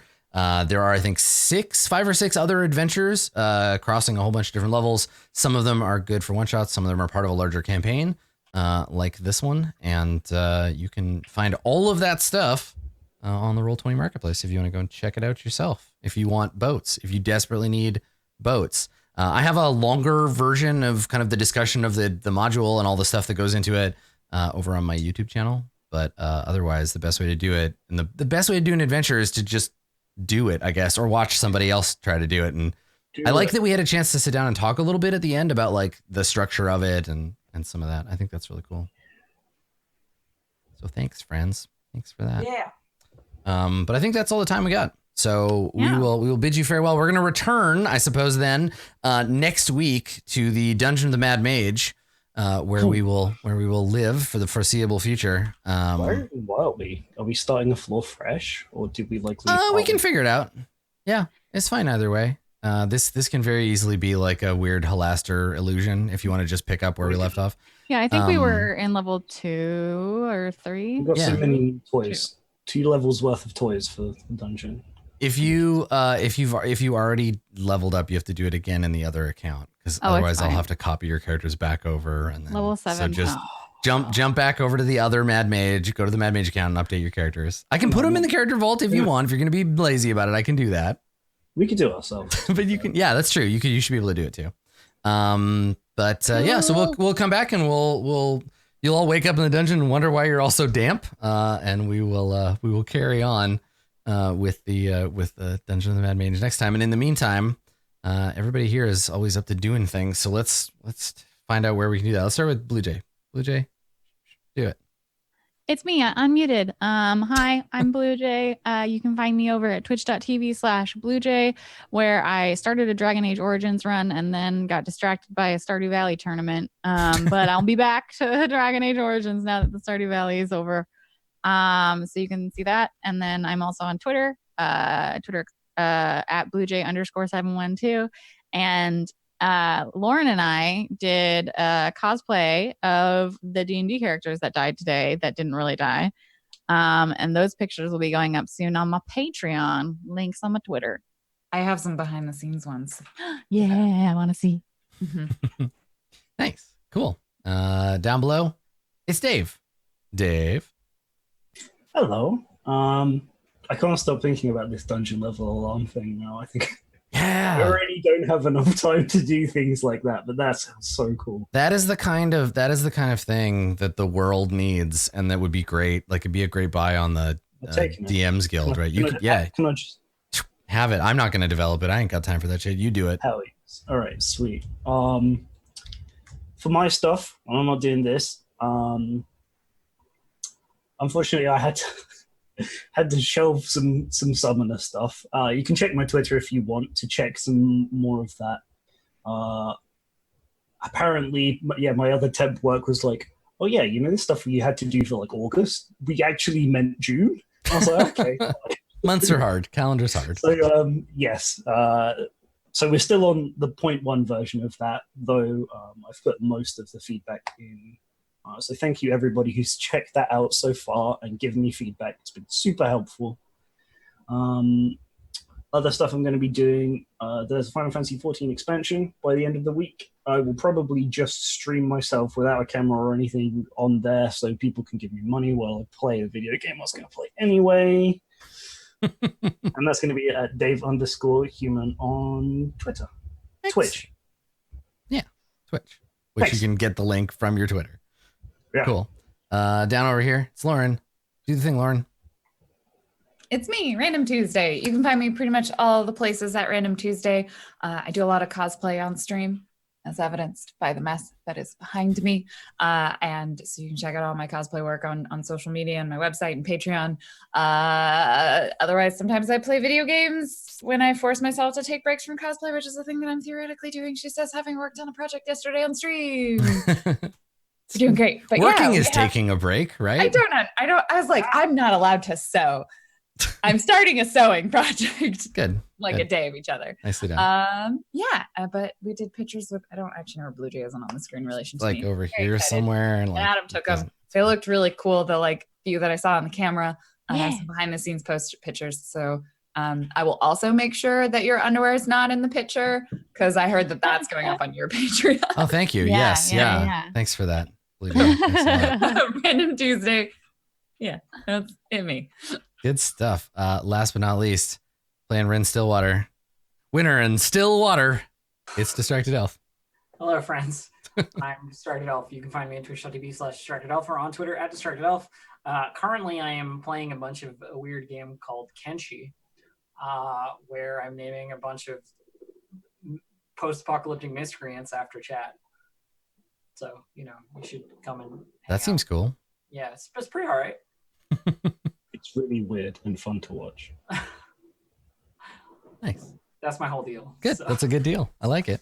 Cool. Well, thanks for coming, everybody. You're going to see me next on Wednesday morning with my weekly Ravnica themed Dungeons and Dragons show right here on twitch.tv/DND. That's at 9:00. It's called Jace Bellerin Must Die. If you haven't seen it, you should check it out. It is very silly. And we don't have any Dave to make sure that we get the rules right or even use most of them. So if you're looking for a little bit of alternate take on Dungeons and Dragons or you're a fan of magic, come and check that out. Otherwise, you can find me at Skinny Ghost on Twitter or twitch.tv/Adam Koebel or right here in the same time as usual with these nerds. We're going to be coming back with Mad Mage next time. So I hope you will tune in. And that's it for us. We will see you all next time. Hey, everybody. Whether you're a brand new fan or a longtime viewer, you can support the show and the cast of Roll20 Presents by going to roll20.net/start/Roll20Presents and signing up for a free account. Dungeon Masters will find maps, tokens, and a cornucopia of exciting tools to improve their game. Players will gain access to built-in character sheets with support for dozens of different role-playing games. No matter what role you take, our quantum randomized dice roller is there to keep the action moving. Don't wait to join the party. Sign up today at roll20.net/start/Roll20Presents.